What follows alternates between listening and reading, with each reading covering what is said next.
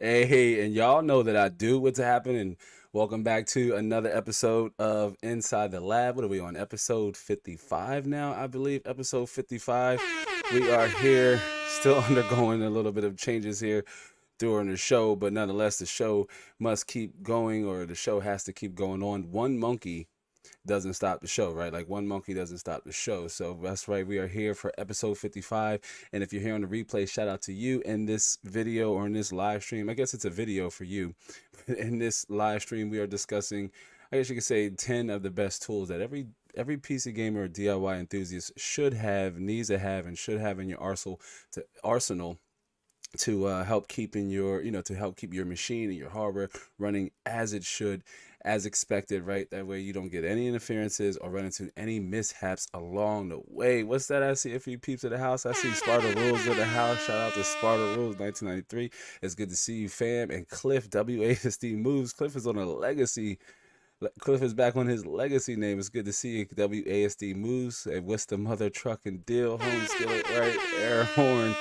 Shout out to y'all, gentlemen, for continuously showing up and supporting the show, and of course for being channel members. Sparta Rules 1993, gearing up for that members only live show that is coming up in February. So do keep a lookout on the Masters tab over on the community tab for that to roll out. And I see we also have Z Fluent Zion. Zion is in the house. Zion, how you making out with the rest of your components? I believe last time we wrapped with you, you had your CPU. I believe it was the i5 9600K. So do let us know how that is going on. See how you are, making out with the rest of your components. I do want to welcome everybody to hit the like button for me. And of course, most of you who are here now are subscribed. But if you're not subscribed yet, do subscribe to catch all future content. This is for my replay viewers, as I know, hopefully most of you are subscribed, right? But this is for our replay viewers. If you haven't yet, hit subscribe. But most importantly, like this stream. Let's get this stream up to as many likes as possible to put it out in as many, or get it out in front of as many eyes as possible. Excuse me, Cliff with the super chat. Okay, Cliff is starting to show off right with the $5. Cliff put $5 on the table. I appreciate that. And of course, y'all know how it is around here. Cliff gets the super chat rap. Thanks for the super chat. Now you got a super rap. Hey, much appreciated. One more game. Let's do one more game. Thanks for the super chat. Now you got a super rap. Hey, I do appreciate it. Every little bit amount helps and contributes to the cause here in this channel, and that is my journey, my path onto becoming a full-time content creator. Plus, Cliff has been, I noticed on Cliff's Instagram, Cliff's been picking up some really, really interesting hardware. Right, Cliff's been coming across some really, really good deals, just showing that the used market is still very much alive and thriving for a lot of you out there who could be looking to shave some of the initial costs to getting into PC gaming. That's a dedicated live show that's coming up, and we may even talk about it in great detail in one of the channel member master call-in shows. Right, that's going to be a topic of interest for not only us who are here and regulars in the community, but for those who are not yet in the community and who may still come across this content or that content. But the used market is very much still alive and thriving, and there are still deals that can be had that can help you still break into the mode and get into PC gaming. Z Fluent, you might be, that might even be you, family. Z Fluent says, well, so far I only need the CPU cooler, power supply, and the graphics card. Okay. All right. Well, not sure what your budget is, but if I don't want to put Cliff on the spot, but you can reach out to Cliff. Cliff might have some in his inventory that he might be interested in selling to you. You never know. So reach out for Cliff. I do apologize, Cliff, if I put you on the spot, but reach out to Cliff Z Fluent and see if he can maybe help you there. See, picking up a CPU cooler. You can get a decent air cooler for sub $20, between 20 and $30 for a CPU cooler, especially for a 9600K. It is an unlocked CPU, but I seriously doubt you'll be doing any serious or heavy overclocking. So you won't need a beefy CPU cooler, or say a 100 or 240 millimeter AIO. At least not at the jump, right? Like not at the get go. You can scale it down a little bit.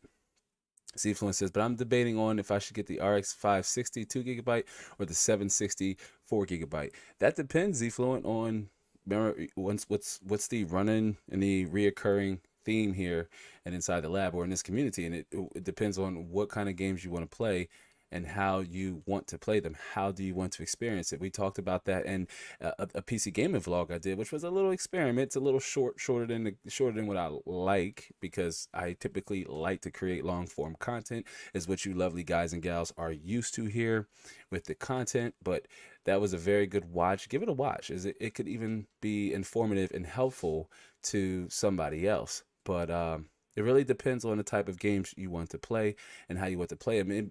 In between either of those cards, you could possibly get away with, say, 1080p low settings in all your games, but you would probably have a better a better graphic selection at, say, 720p or even 900p. Yeah, they both have, what the 760 have slightly more VRAM, but still it won't be likely fast enough to keep up with modern games. That's why I say it really depends on the type of games you want to play. But for like Roblox and Minecraft and games that aren't as graphically demanding, either one of those cards could be a solid pickup, right? Maybe a little slow for a 9600K, but if you try to put a demand on the graphics as much as possible, you could potentially avoid any, say, CPU bottlenecks. And TMZ is in the house. It's good to see you, TMZ. TMZ gets the air horn. What's happening, TMZ? TMZ says, "Hey, what up? I got a notification this time. Nice." And you know what? I started to share this live stream over on Twitter, just in case everybody didn't get the notification. And I know a lot of you, hit me up on socials and told me you didn't get the notification for the pop-up live stream, and that's to be expected. I mean, I love doing them, and then I don't like doing them because I understand not everybody will get served that content, but I still do try to keep it highly engaging and highly informative, which gives it value in a replay form, so you can still watch it if you didn't get the notification. And of course, I'll share it over on the socials and also share it over on the community tab. But it's good to see you, TMZ. Once again, TMZ gets the air horn. And Cliff says, "Hey, no problem. I have a couple older cards still with life in them." Yeah. So again, Z-Fluent, if that's something you're interested in, you can hit up Cliff on social media. If you're not yet, join our Discord. Okay, join our Discord. I've been popping in and out of our Discord. I haven't been in the Discord as much as I like to, trust me, but I am slowly starting to pop up in there. But shout out to you lovely gentlemen who have been keeping the conversation going over there in the Discord. I normally lurk in the background over there and just kind of monitor the flow of the conversation, but it's good vibes over there. But Z-Fluid, if that's something you're interested in, definitely hit up Cliff to see what he may have in his inventory, and based on how much you have to spend on a graphics card, you might be able to expedite that process. Once you get a graphics card, really it just boils down to getting the right CPU cooler that also fits your budget. And of course, make sure it'll fit your case, and then a power supply unit would depend on the type of card you go with. If you have any questions, you know what to do, Z-Fluent. Hit me up. You know how to get in touch with me. But it's good seeing everybody here, and let's jump right into the conversation, because in this live stream, you can almost guarantee that whether you're a seasoned vet or an inexperienced enthusiast or PC user, a lot of these tools, again, under $20, could help you, right? Help you avoid any mishaps or issues along the way. Help keep your system running as it should. Keep it running, keep it nice and cool, dust free. And also the theme of today's episode, you will, is build, maintain, and enjoy. That you want to have the necessary tools to build your system, have the necessary tools to maintain your system, and then that way it'll enable you to actually enjoy your system. Okay, if your system is constantly overheating and shutting down, or you want to upgrade it but you don't have the tools, you might have your upgrade components just sitting in a box or sitting in the corner somewhere because you either don't have the tools, or you don't have the know-how to actually jump in it and get it done to make that switch over. So in today's YouTube live stream, we're going to go over about 10 tools, you can say, like 10 of the core essentials, 10 of the core tools you should have in your disposal. Rather you are comfortable with taking apart your system, it goes beyond that. Again, remember, the theme is build, maintain, and enjoy. That's either build your system, maintain your system, enjoy your system. That requires tools, because again, computers, right? Computers, like all other machines, require maintenance. Whether that's a car, okay, a home device or a home appliance, all of those things require maintenance to keep them running, because machines, while they are great at a lot of things and good at a lot of things, still can or are subject to failure. Okay, because they're not perfect, right? We like to believe our hardware is perfect because in terms of computers, they're mad expensive. They're so expensive. So we like to believe that they are, perfect, but in all actuality, they're not, especially with computers. Regardless of how much you put into your system, computers will collect dust. At some point, you may need to service them, maintain them, replace a part, upgrade a part, and that can come twofold. It can be, there's some type of system deficiency that you want to improve. That may require you to go underneath the hood and crack things open. Let's put Sparta Rules on the hot seat here, for example, because Sparta Rules upgraded his system. This required him to have some of these tools at his disposal to get that done. So that you could find yourself in that predicament. Let's say your system is a few years old, or let's say you bought it and you bought it already built, right? And you need to upgrade a part, switch out a motherboard. Maybe you upgraded the CPU, your storage drive failed, or you're ready to go from that sloppy old slow mechanical hard drive to an SSD. Well, that's going to require you to crack open the case, and that's also going to require you to have at least some of the tools that we're going to go over here just in a few seconds as we pop right into it, just giving a little bit more time for a few more folks to jump into the conversation. And I also have a challenge for you. If there's any components that I leave out that maybe you yourself use, feel free to share them in the chat. Of course, I would love to have you add to the conversation, as this is a live engagement or a live experience where it's all about you, right? You, the audience. And also shout out to our replay viewers. If you have any questions about anything discussed along the way at any point, leave a comment down in the comment section below with the timestamp, and I will respond to you as quickly as possible. Of course, channel members get first recognition, and of course, they get their questions answered first and foremost. But yeah, all links, all of the products mentioned throughout today's live stream will be down in the description box below for our replay viewers, or in the pinned comment section as well. TMZ says building is one of the funnest parts, I think. Yeah, for me it is. I mean, I enjoy research and shopping depending on the component. Some components are kind of boring in my opinion. It's like, hey, okay, we need storage, right? Depending on the budget, of course, we should at least start with a 500 gigabyte SSD, something reliable, something something with decent speeds, decent read and write speeds. But when it comes down to like searching for cases, because it's such a personality reflection or a highlight of the user's personality, rather that be a second system for yourself or a system for your spouse or your loved one, roommate, whatever, buddy, partner. Rather, depending on the person, the case is one of the core components that is so unique and different to each and every single one of us. We all have different tastes and different cases. Some of us like small form factor cases, right? Like a mini ITX case. Some of us like large size builds. Some of us like open air case. Maybe you don't want any tempered glass, or maybe you're conscious of your space. Shopping for a case is one of my favorite parts, but because I love working with my hands, and building and assembling, building is actually one of my favorite parts of the whole process as well. Like I just really enjoy building, most importantly, taking apart and putting back together. I love that challenge.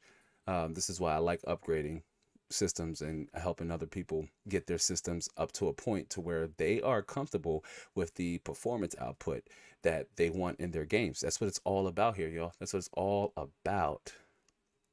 WASD Move says light headlamp is absolutely a must. It's so handy. I love mine. It's even rechargeable. You know what? And thanks for sharing that, because ironically, that's not one of the tools on the list, but I totally agree. But actually one of the first, and we're going to jump right into it though, is having a reliable light source. You'd be surprised, regardless of how good you think your eyes are, when you're at certain points of the build process and some of that text on either the motherboard is a little hard to read, or if you're dealing with like black on black components, for example, a black motherboard, black case, black power supply unit, black cables, you know, maybe your CPU cooler also has black cables. Like, depending on the color scheme of the build, it's actually difficult to see, and that could also, you know, you could also run into potential issues if your visibility is impaired. So definitely agree with having a light source, and that's actually one of the first tools that I recommend. That we're going to jump right into it as I get caught up in the chat here really fast. But we're getting ready to jump right into the conversation, y'all. A lot of good and helpful information that's bound and destined to come out of here, right? Just like Cliff says, my headlamp, you know, it's my reliable. Like, tell me, if you're a builder, tell me what's your, you know, what's one of your most reliable tools. Like you said, at the end of the day, if I lost this tool, I don't know what I would do, right? For me, it's my electric screwdriver. Like, that's my go-to, especially when I'm installing AIOs, or like just screws that have to thread between metal, and you just need like an extra little bit of torque that you want to save on, like, you know, just don't want to beat your wrist to crap. It's my flashlight and I would have to say my flashlight and my electric screwdriver. Zfluent says, I'm low-key confused on what wattage power supply I should get. Okay. Well, Zfluent, we actually did a live stream in season 1 about, you know, some of the misconceptions and just clarifying some of the different factors you should take into consideration when buying a power supply unit. It's still very much a good watch when you get a chance. It's like all of our other shows, a little lengthy, but it still very much is a good watch. I highly recommend you give it a watch. But just to get you a general idea, I would start with, say, what the estimated wattage is of your 9600K. It is an unlocked CPU, and in theory, the faster you overclock your CPU, then the more power is required to run at those clock speeds. So it's going to want to draw more power from your power supply unit. But since I have a strong feeling that you won't be doing those things, you should just start at what the estimated wattage is, with the CPU boosting up to its highest possible frequency without you touching anything in the BIOS. That can be provided to you on, say, PCPartPicker.com. Really check out PCPartPicker.com. If we have a chance, Zfluent, and you're still here on the live stream, once we walk through each of these 10 tools, we will, you know, show you how to, you know, or we will try to walk you through that process really fast. But a good start, though, is to use PCPartPicker.com. Look at your estimated wattage, because it's just an estimate. For example, I believe the 9600K might have a TDP of about 95 watts probably, and Intel doesn't release their, you know, their TDP wattage at it's like at their base clock frequency. But if your CPU can boost, then of course it won't be 95 watts. So you can expect your 9600K to draw anywhere between 115 to 120 watts possibly. And then depending on your GPU, if you're going with some like an RX 560 won't really have a high TDP. Matter of fact, depending on the variant or the model, it may not even need to be connected to your power supply unit, right? It may just run on the PCIe lane. So it depends on your graphics card. Will also depend on the type of power supply you may need or want. Now, what I would recommend for you, excuse me, just to get you started, is at least somewhere between a power supply of 500 to 600 watts, semi-modular at best, or possibly fully modular. And that way, when you want to upgrade down the road, you don't need to replace your power supply unit. But you won't, say, go from an RX 560 or even a GTX 760 all the way up to an RTX 3080, right? That's an unlikely upgrade path for you. So just to give you a general recommendation, I would start with at least a 500 to 600 watt power supply unit to give you an idea how much that may run you. Start there, and depending on your graphics card, you should fit comfortably in between any future PSU requirements when you want to upgrade your GPU. Your CPU, your 9600K, the highest you'd be able to upgrade, it would be, say, a 9900K with 8 cores and 16 threads, an i9, and you would still be in a good PSU threshold, even if you wanted to upgrade down the road to that CPU. So do keep that in mind. Hope that answers your question. Let me get caught up in the chat really fast before we jump into our first tool. And TMZ says, yeah, to Cliff, headlamp, the headlamps is pretty nice to have. Absolutely, because it frees up your hands. And so even where we're going to jump into my first recommendation where it's a flashlight, but when you're building a PC, you literally need all hands on deck. At times I would even call over to Mrs. Mod and say, hey, can you can you press this down while I screw the back panel in or something to that extent. It reminds me of this meme I shared a long time ago where it was like the hardest part to building a PC is getting the back panel on. And sometimes if there's a lot of junk in the trunk, it's hard to close, fam. And you may need an additional hand or two to make it happen, or just having both of your hands freed at all time during the whole entire build process really makes everything flow much smoother. You could just, because you think about it, your eyes, excuse me, your eyes are pointed down and focused on whatever it is you're trying to assemble or disassemble. So when you have your headlamp, that light is also pointed directly down. And so anywhere your eyes point to, you're going to have that light flashing down on there, and you can just free up your hands to turn, move, screw, whatever you need to do to get the job done. So absolutely, I definitely endorse having a headlight. But as we jump into it, our first tool, you also see that having just any source of light, additional light that you can focus on and anywhere on the component. I keep saying the build process, but if you're advanced, if you're taking the next level, and you're taking apart, say, a graphics card or something to that extent, right? Or you're trying to service a CPU, a CPU cooler, having an additional direct light source can help increase your visibility and eliminate any potential issues along the way. Butterknife, is good to see you. Butterknife gets the air horn. What's happening, girl? And I see we got Tricion's also in the house. Tricion's in the house. It's good to see you, Tricion. Working with Tricion behind the scenes on some music for some upcoming content, an upcoming like a documentary style video, a little bit of a bigger production that I want to kind of push out here, as it's super relevant to what's going on within the tech space, more importantly the PC gaming space. And I would share it with you, but I like to keep some level of anonymity until that content drops. But just know that this is something that's constantly being brought up, and you might even have some inclination as to what that might be, but just do be sure to keep a lookout for that video when it drops. But Tricion, is good to see you. I see let me get caught up in the chat here really fast. Cliff says, Mr. Z, yep, it's a lifesaver. I bet it is.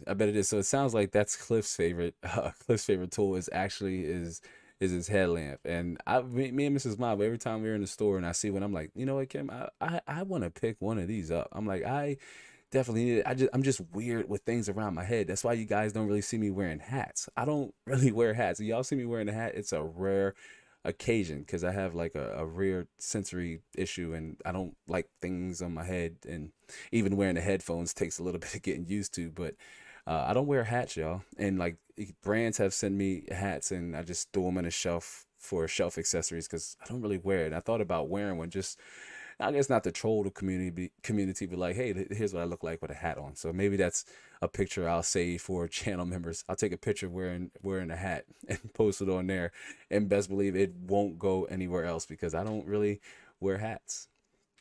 But yeah, TMZ says, I remember looking at those header jumpers, losing my mind. Absolutely man. And see, we are jumping the gun, but I do want to say that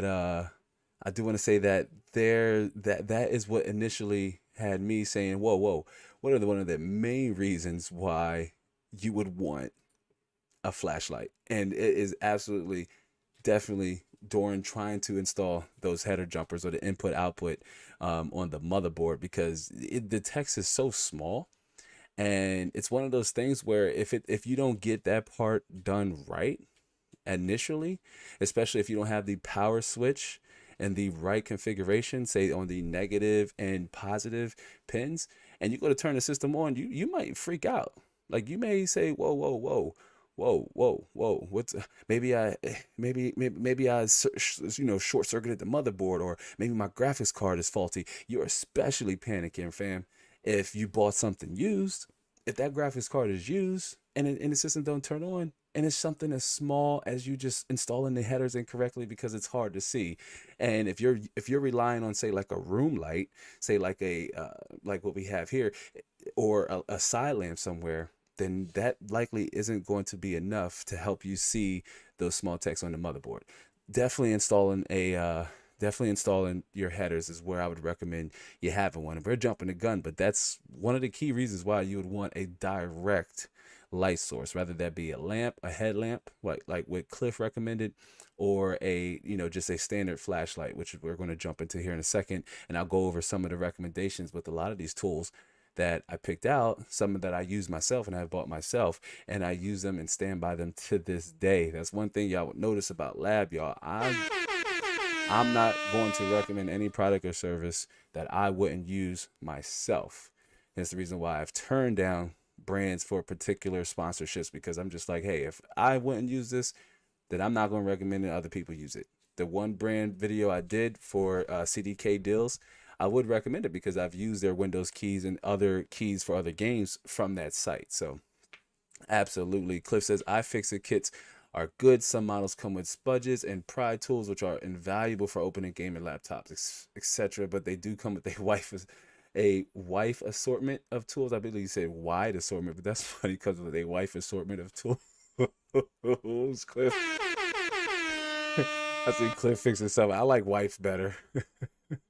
But yeah, absolutely. iFixit kits are especially great for not just for PC repair, but for doing all kinds of different electronic repairs, cell phone especially. Some have suction cups as well as pry tools that'll help you if you are a individual who likes replacing screens, or you just like working with smaller devices, say like tablets and cell phones and even laptops, then iFixit kits are especially for you. And we have some precision screwdriver kits picked out that we're going to go with. But again, these are general recommendations. You can likely find a product of similar cost or value at a similar price point. These are just some ideas to help you get started, but definitely stand by iFixit. I can't stand by them too much though, y'all, because iFixit needs to send your boy an email.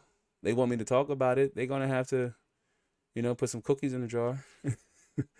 But iFixit though, I stand, they make exceptional, great products. And a lot of larger YouTubers in the space has also recommended their kits before in the past. But absolutely, there are alternatives though, so you can go with.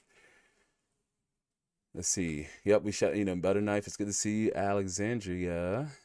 Tricion. Yeah, we said Tricion was up. Tricion said, I'm actually working on it right now. Yeah, I mean, that one you sent me, Tricion, dope beat. And it'll go so well with the overall theme. Tricion says, I've been building way more computers than usual, so I gotta get myself one soon. And that's good to actually hear, Tricion.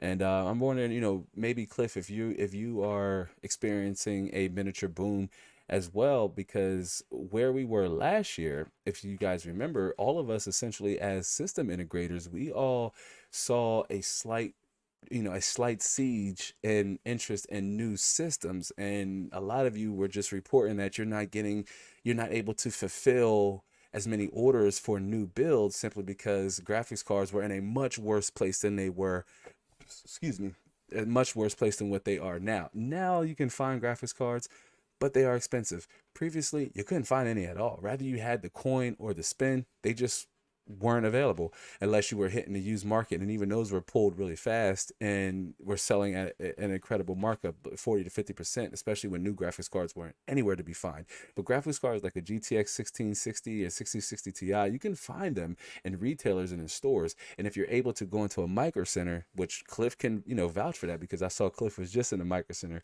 over on his Twitter. But if you're able to go into a micro center, you are likely able to find graphics cards at MSRP. The problem is getting to an actual micro center. They're not everywhere, and I really wish that wasn't the case. I really wish there were more micro centers available, especially for our foreign friends and fam, if they were able to branch out and go foreign. But they would probably have some competition from other e-tailers and retailers. But for us over here who are stateside, we need more micro centers. Even for me, where I'm at over here on the East Coast, In Maryland, we have what, two, and then there's one. There's none in a neighboring state, Delaware, and I believe there's the closest one is in like Philadelphia or something to that extent. So they're not as abundant. And of course, you can go into a Best Buy, which are everywhere, but they don't always have graphics card stocks. And I normally will pop in and out of them just to see what they actually have there. They have plenty of other peripherals and components like CPUs and memory and keyboards, mice, gaming headsets, and other accessories for your setup. But when it comes to video cards, their shelves are pretty dry, fam. About as dry as that green desert y'all see in the beginning of our live stream, right? Sparta Rules says, I love fixing tools. My whole team uses them all the time when working on units or TVs. Yes, yes, yes, absolutely. I mean, iFixit, they're pretty reputable brand, and they are known for their reliability within their tools. And yeah, absolutely. I mean, iFixit, definitely check out some of their kits. You can actually buy directly from iFixit as well. Trisan says, I got a few months. I got a kit a few months back for $10 for €10, and I absolutely love it. Hey, that was money well spent, right? That's probably some of the best $10 you ever spent, right, Tricy? Come on now, tell us, talk to us. But absolutely, guys, those are all good recommendations. Keep them coming. Keep them coming. Now, just give you a little bit of foreshadow a little bit. I did not pick any iFixit tools out, and that's simply because, again, iFixit, maybe I should reach out to them, but iFixit should sponsor the content. As we can see here, we have a lot of users in our community who stand by iFixit products, and could possibly even benefit from them giving away a few kits to this community. So you never know. But let's jump right into it. With everybody's former first segment.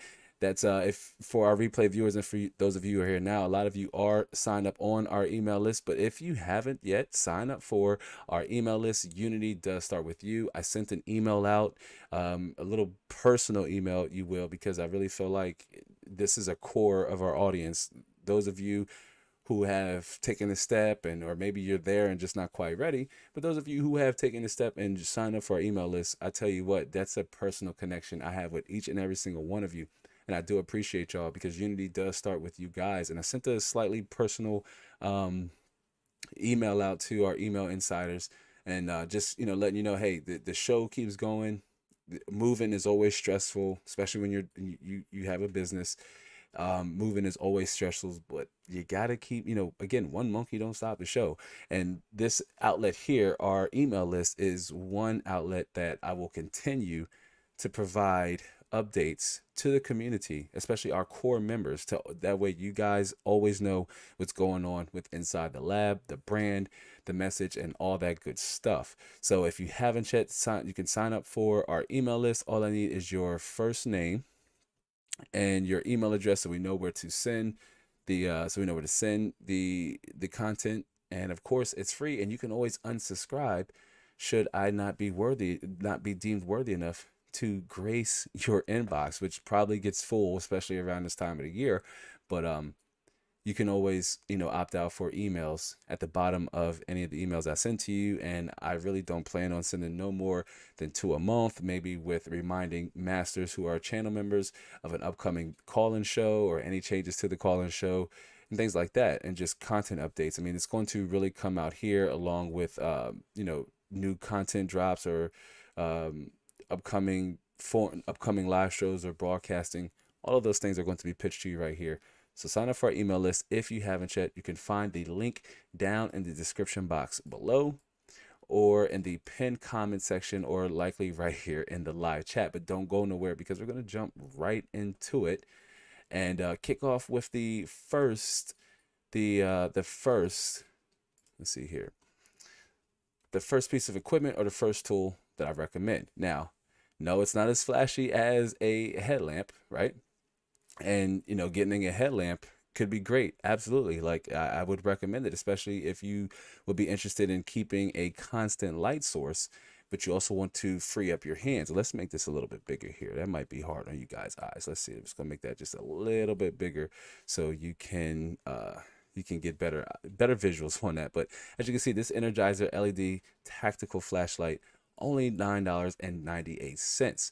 It reminds me of what Tricion said. He bought a iFixit kit for €10, and I might be speaking for Tricion, but that's probably some of the best €10 he spent on something related to his craft, and that is building PCs or working with electronics. I don't just want to limit it to just PCs, although this is definitely and obviously a predominantly PC gaming channel, but maybe you want to work on laptops. Maybe that's your wheelhouse. I had a member in the community ask me a question over on Twitter, which I gotta respond back to. I'm getting better at responses on Twitter, y'all. I promise. But we had somebody on Twitter ask me about, what's my opinion on like the best laptop, and while laptops really aren't my wheelhouse, maybe it's a area I could branch into. But if I were to recommend a laptop, I would still very much start with what is it that you want to do on your laptop? Is it because you don't have a dedicated space to play video games where you live, or is it because you don't have reliable internet and so you want to go to like an internet cafe, or if you're here in the States, maybe you want to go to a library or a McDonald's, something like that. It depends on what it is you want from your laptop. And keep in mind, to get the most out of your laptop, you're going to want to keep it plugged in at all times, because your laptop, like a computer, will rely on having a constant source of power to feed those power hungry components. But starting with a flashlight, we kind of talked about some of the benefits early on the show about having a dedicated light source, a direct light source, and like I believe it was TMZ who pointed out, installing your headers. That's your power source, your power switch, your HDD switch, LED switch, that down at the bottom of the motherboard. It could be very, very challenging to see. That's one part of the process that kind of seizes up the whole entire process for me. Is I normally go right into the manual and just make sure I'm installing, or I'm plugging in each header in its appropriate slot. That way I know I have peace of mind that once I go to power on the system, if it doesn't power on, one thing I can guarantee for sure is that I installed the headers correctly and it should power on. If it's not, then I go on to the troubleshooting steps from there.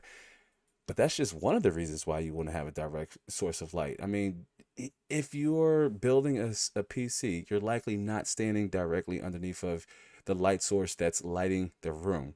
That could be a light in your kitchen, a light in your living room, in your bedroom. And depending on how you're building and the time of the day, it can be really challenging to see inside of the case. And that can frustrate you. Frustration during building a PC leads to problems. That can lead into, system damaging issues if you're rushing and you're not taking your time. Remember, that's two of the key factors to take into consideration when you are building. Don't rush, take your time. Okay. If you have to force it, then it doesn't fit, fam. Plain and simple. Let me see. Let me get caught up in the chat here really fast. Trisan says, "No, for real, those were the best €10 I spent. No more searching for certain tools anymore." Absolutely. It's such a time saver. And Han Slow-Mo's in the house. Han, it's good to see you. Mike, what's happening, family? Han says, "Laugh fam." Han's in the house. It's good to see you, Han. Let's let Han get the air horn. It's good to see you. Han says, "It's 4:30, but I had to join this time." Dang, man. Shout out to you, fam. Let's give Han a round of applause. That's definitely 4:30 a.m. in the morning over there in the beautiful city. I believe Shanghai you're at. I could be wrong. But over there, 4:30. Good morning to you, Mike. We're glad to have you here. We're going over some tools that every DIY enthusiast and PC gamer should have in their arsenal. Earlier in the show, a lot of the members here, we kind of talked about, what are some of their favorite tools that they use, their go-to tools that they absolutely positively must have in their arsenal to help them get their job done. You tell us, Mike, what does that look like for you, fam? It's good to see you though, brother. I know you said you were going to jump on when we responded to the email that went out to Insider. So I definitely appreciate you being here. I talked about that email in the beginning of the show. I'm not sure if you were here, but when I did the sign up for our email plug, asked everybody, say, hey, I sent out a personal email, and that's one way that I want to keep a personal conversation with a lot of the core legacy members. A lot of you who are here have been around since the live show even aired, and here we are in season 2. It's good to see you, Han.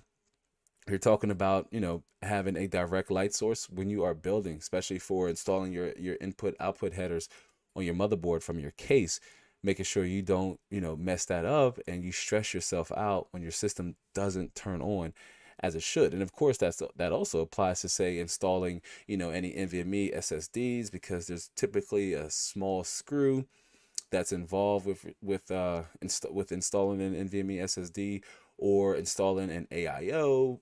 It's just helpful to have an additional bright source, and that way it increases your visibility. It's kind of like a car driving at night. If you've ever driven a vehicle, you can drive your car with a faulty, even with one headlight. I mean, you can drive your car with no headlights. It'd be a little difficult, but what's more,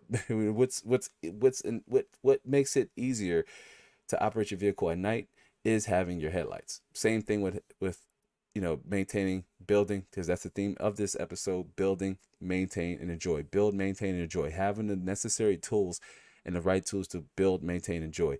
Very similar to a car, but having a direct light source when building is better than not having one at all. And as you can pick up this Energizer LED. It doesn't have to be this particular flashlight, but again, the idea is tools that are under $20. That way it makes it affordable, it makes it economical, it makes it a must-have for you to help you build and maintain and enjoy your system, enjoy your hardware. And if you're doing it as a profession, right? Like if you're building like Triceon and Cliff, if you're doing it as a profession, then it gives you, it adds to your utility belt to help you get your job done in an efficient manner, right? Having the necessary tools is important to getting the job done, especially when you're dealing with sensitive components like PC hardware, or just that can be laptops and even with mobile devices. Okay. But this Energizer LED flashlight, under 20 bucks, cool $10.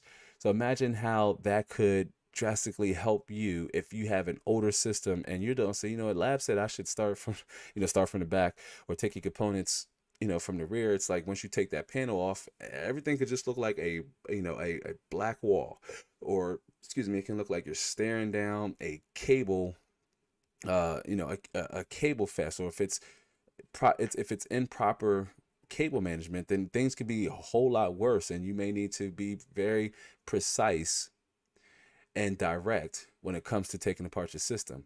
Having a direct light source will help you avoid any potential errors or mistakes along the way. And as you can see here, you can pick up a decent bright, as this one has 300 lumens, you can pick up a decent bright flashlight, and it won't break the bank, y'all. If we're going to spend $30 and $40 and $50 on PC games, then we need to make sure we're also spending properly on the necessary tools, and they're not that expensive. That's the theme of the show, to show you that they're not expensive. Okay, not expensive at all. So our first tool, light source, direct light source. Cliff recommended like a headlamp. That's also, you can also go with the headlamp. I would see, let's see if we can search headlamp. Let's see how much a headlamp. So it's a little over, depending on your area, you could possibly find one a little cheaper, but here's one, an Energizer one for $9. Not as bright as the flashlight, but still, this is good to help you free up your hands. If you needed to, if you work like me and you prefer to have both of your hands available, then having a constant source of a constant direct source of light could help you get things done a little bit quicker, right? Like you don't have to stop, flash, and go around and say, oh, okay, there it goes right there, and get down in there and turn it back on. And no, you just turn your flashlight on, your headlamp on, and you're good to go. And as you can see here, it won't break the bank again. Like, how beneficial could this be to your arsenal of tools if you had a headlamp that you can use during your build and or repair process, right? And again, only $9, and it's by Energizer as well, pretty reputable brand. And again, what I like to start with is Amazon's choices. That means that a lot of people have found value in this particular product, which means you can find value too. Yep, Hans Loma says Shanghai it is, right? Hey, shout out to our China fam. Han is watching from on the other side of the globe. I think that's awesome. So I've said this before in loads of other forms of content, but I like communicating and just networking with people all over the globe. Triceon over in the Netherlands, and we just have people spread out all over the place, and even viewers who have come in before, who aren't as active anymore, but they were all over the place, y'all. It's a beautiful thing. Cliff says, I say having a Windows install at the ready on a USB and another USB ready to use for BIOS update installs or driver installs. Yes, yes, yes. Again, jumping the gun a little bit, but absolutely can't recommend having at least a 8 GB or 4 GB USB drive or 8 GB USB drive, especially if you plan on having multiple builds, or you like to do fresh installs every once and again to keep your Windows running smooth, right? Definitely have one for BIOS. I keep two. Let me see if I have one.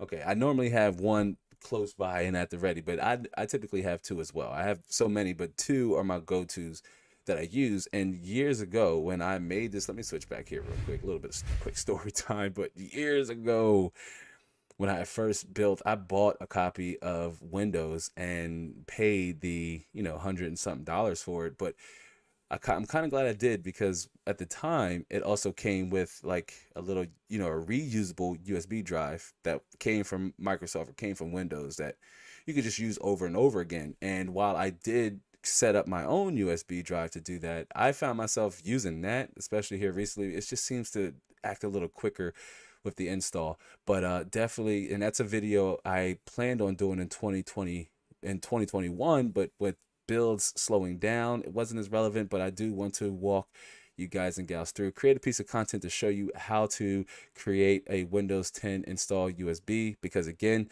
you don't necessarily need Windows.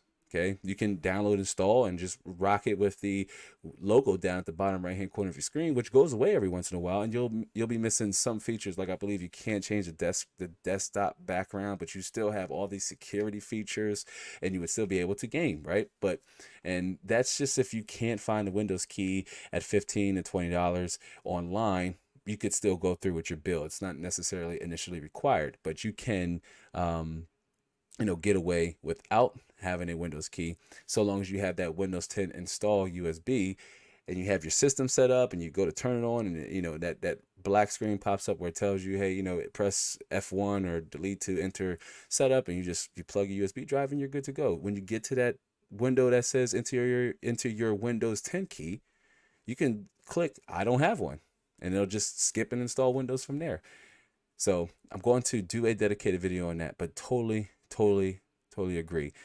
You should definitely have at least two USBs, one for your BIOS and one for your Windows. And you would have to convert the USB for BIOS to a FAT32 format.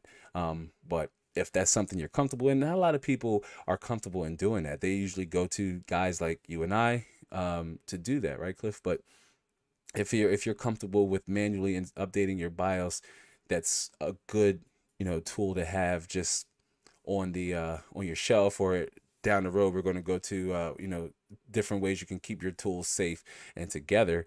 But having a USB drive, multiple USB drives are definite when owning a PC or laptop or even a Mac. Cough cough. We don't talk about Macs a great deal. No, nothing wrong with it, but we don't talk about Macs a great deal. But it's good to have USB. These tools more so revolve around build, maintain, and enjoy, while yes, needing to update your BIOS and even update your Windows falls into the category of needing to maintain your system. So totally agree. Definitely good to have at least two USB drives or more than one, because they're not expensive, guys. Like, cost of USB drive have came down significantly.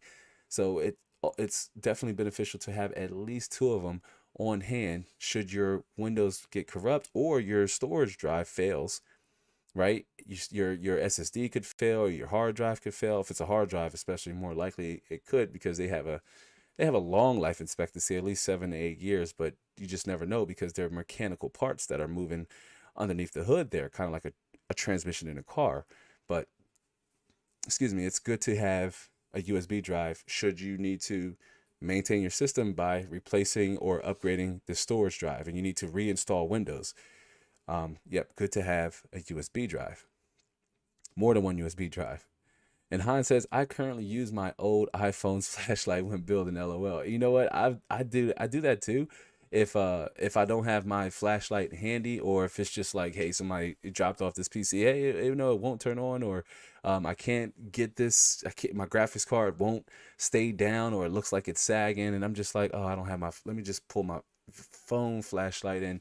That's definitely a quick hack you can go with. If you have, a cell phone and it has a flashlight, it's more than likely bright enough to to shine on whatever it is you're working on. But having that headlamp that we pointed out here for $8 or $9, I mean, you could just put your cell phone to the side and keep this on around your head and just turn it on and off as you need it. And that way you won't have to run into any issues like, oh man, my cell phone's dead, or I need to free up my hands.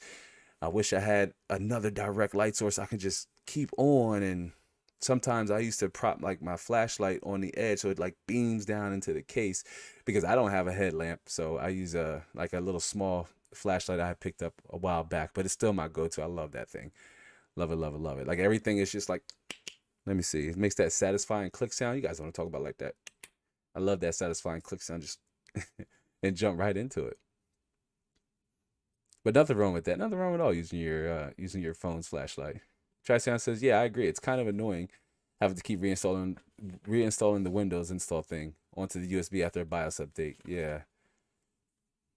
Yeah, so I mean, it's good to have dedicated drives for that, like just totally separate. Not, oh, I need to save some pictures on here, I need to back up some of these files or put some music or videos on this USB. No, dedicated drives to for updating your BIOS and installing Windows, especially for updating your BIOS, because if you're on, say, a Ryzen platform, or you come across a B450 motherboard or an X470 motherboard, and it's capable of getting the BIOS update to run a Ryzen 5000 series CPU, but you need to update the BIOS first, then having a USB drive on hand to get that done can certainly be achieved for under $20. I mean, all you need is about a 4 gigabyte USB drive, and you can pick one of those up for probably, under $10 or under 15 USD.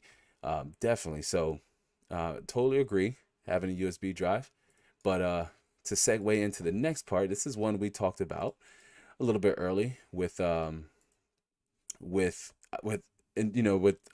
recommending iFixit tools. But what if you wanted to go an ulterior route? Maybe you didn't want to go with iFixit. This brand here, Casei, which I haven't bought, I didn't buy this particular kit from them, but I have a separate kit that comes with a screw. It's more of a it has like an extended screwdriver similar to this here, but it's not in a fabric case, it's in a plastic case, but it has all of these assortment of screwdriver heads that you have here that are super beneficial, given that depending on what it is you're installing, chances are the screwdriver head, you may need more than one. For example, if you're installing these standoffs on your motherboard, those are done using a hex key, or what I more commonly known as an Allen key, but you're going to need a hex key, and getting those down accurately and all the way flush, right? It's important to making sure your motherboard isn't coming into contact with, say, any other parts of the case. That too can lead to some of the most common issues that are at least brought my way, is that, hey, my computer, I just built it, I turn it on, and then it immediately shuts off. It's something's wrong with my system, because as soon as I turn it on, it just shuts right off. And I'm like, the system is either shorting out somewhere, or it's something, your cooler was improperly installed, so your system is shutting down to prevent any overheat, to prevent any damage from your CPU cooler not keeping the CPU cool, and just immediately shut down. But if your motherboard is coming into contact with any other metal parts of your case, then it will lead to that shutting down too. And so when you're installing standoffs, you want to make sure you have, or any component for the most part, you want to make sure you have all the tools required, regardless of what may or may not pop up. Are you familiar with Murphy's Law, fam? If anything can go wrong, it will. That's especially crucial with dealing with PCs, man, and computer hardware. If something can go wrong, it would. It's not about getting ready, it's about being ready. It's not about getting prepared, it's about being prepared. Part of that starts with having as many tools as possible. Now, when you're dealing with screws, mechanical, whether it's a mechanical screw or say a hex key screw or an Allen key screw, you want to make sure you have the necessary heads to get it done. This particular kit, which does come with pries, or like pry tools, like right here, if you're working on a tablet or cell phone, same thing here with a suction cup, or you can see right here in this general area here, that's usually what you would press down under the glass of a cell phone or a tablet and just work it all the way around the base, and then use a suction cup to lift it up, and a brush. I mean, this kit here, which again, you don't necessarily have to go with this kit, but if you didn't want to go with an iFixit kit and you really wanted to stick to what I'm trying to stick to here, and that is tools under 20 bucks, and we hit the, you know, we're flirting around the danger zone there at $19.99 after you factor in taxes, depending on if taxes are applicable in your, you know, locality or where you're located, then you're likely going to go over this by a couple dollars. But at face value, it is under 20. You can get away with going with a similar kit if, say, maybe blue isn't your style, or maybe you don't like this particular layout, maybe you don't want a fabric case, or maybe you definitely just want an iFixit case. They all essentially operate in a similar manner, and you may, depending on what you find yourself doing, you may only find yourself using one or two of these heads at a time, maybe just your Phillips. If you're like me, I have a screwdriver that I always have one particular Phillips head just left on, because it seems to be universal. Whatever I'm trying to do, I can go to that one screwdriver and just get it done, right? If I'm upgrading a component or switching out a component from someone, you best believe I can probably get it done using that one screwdriver, depending on what the, you know, what the replacement is, what the part replacement is. Let me switch over here really fast. Cliff says, data vac to keep your PC electronics clean, as in the long run cheaper than canned air and more environmentally friendly. And I resonate totally with that. And we're going to we're actually coming up on that as well, because I had talked about, you know, going with an electronic air duster versus canned air, as it is more environmentally friendly, and that's something that we as PC gamers should be conscious about. Some of you may remember we did a whole live show on that, fam. We did a whole live show about how PC waste makes up a significant amount of the, you know, the waste here, the industrial waste here on this planet, and computers and all things related, like with hardware and maintaining them, takes up a big chunk of that. So wanting to remain environmentally friendly should be in the back of all of our minds, and going with an electronic or an electric air duster or air blower could definitely get more. It could take you further, first of all, because it won't run out, right? So long as it's functioning as it should, it just won't run out. You just plug it in and keep it going. That's one of my favorite tools too, is my data vac. It is corded, but as you can see here, we're going to highlight one that's not corded, which makes it even better for other uses. For example, inside of your vehicle. We have two vehicles, and one of them I said, man, I really wish I could use my data vac to kind of just, like, you know, just get into like the little cracks and crevices inside and just, you know, blow it out, just to make it so much easier.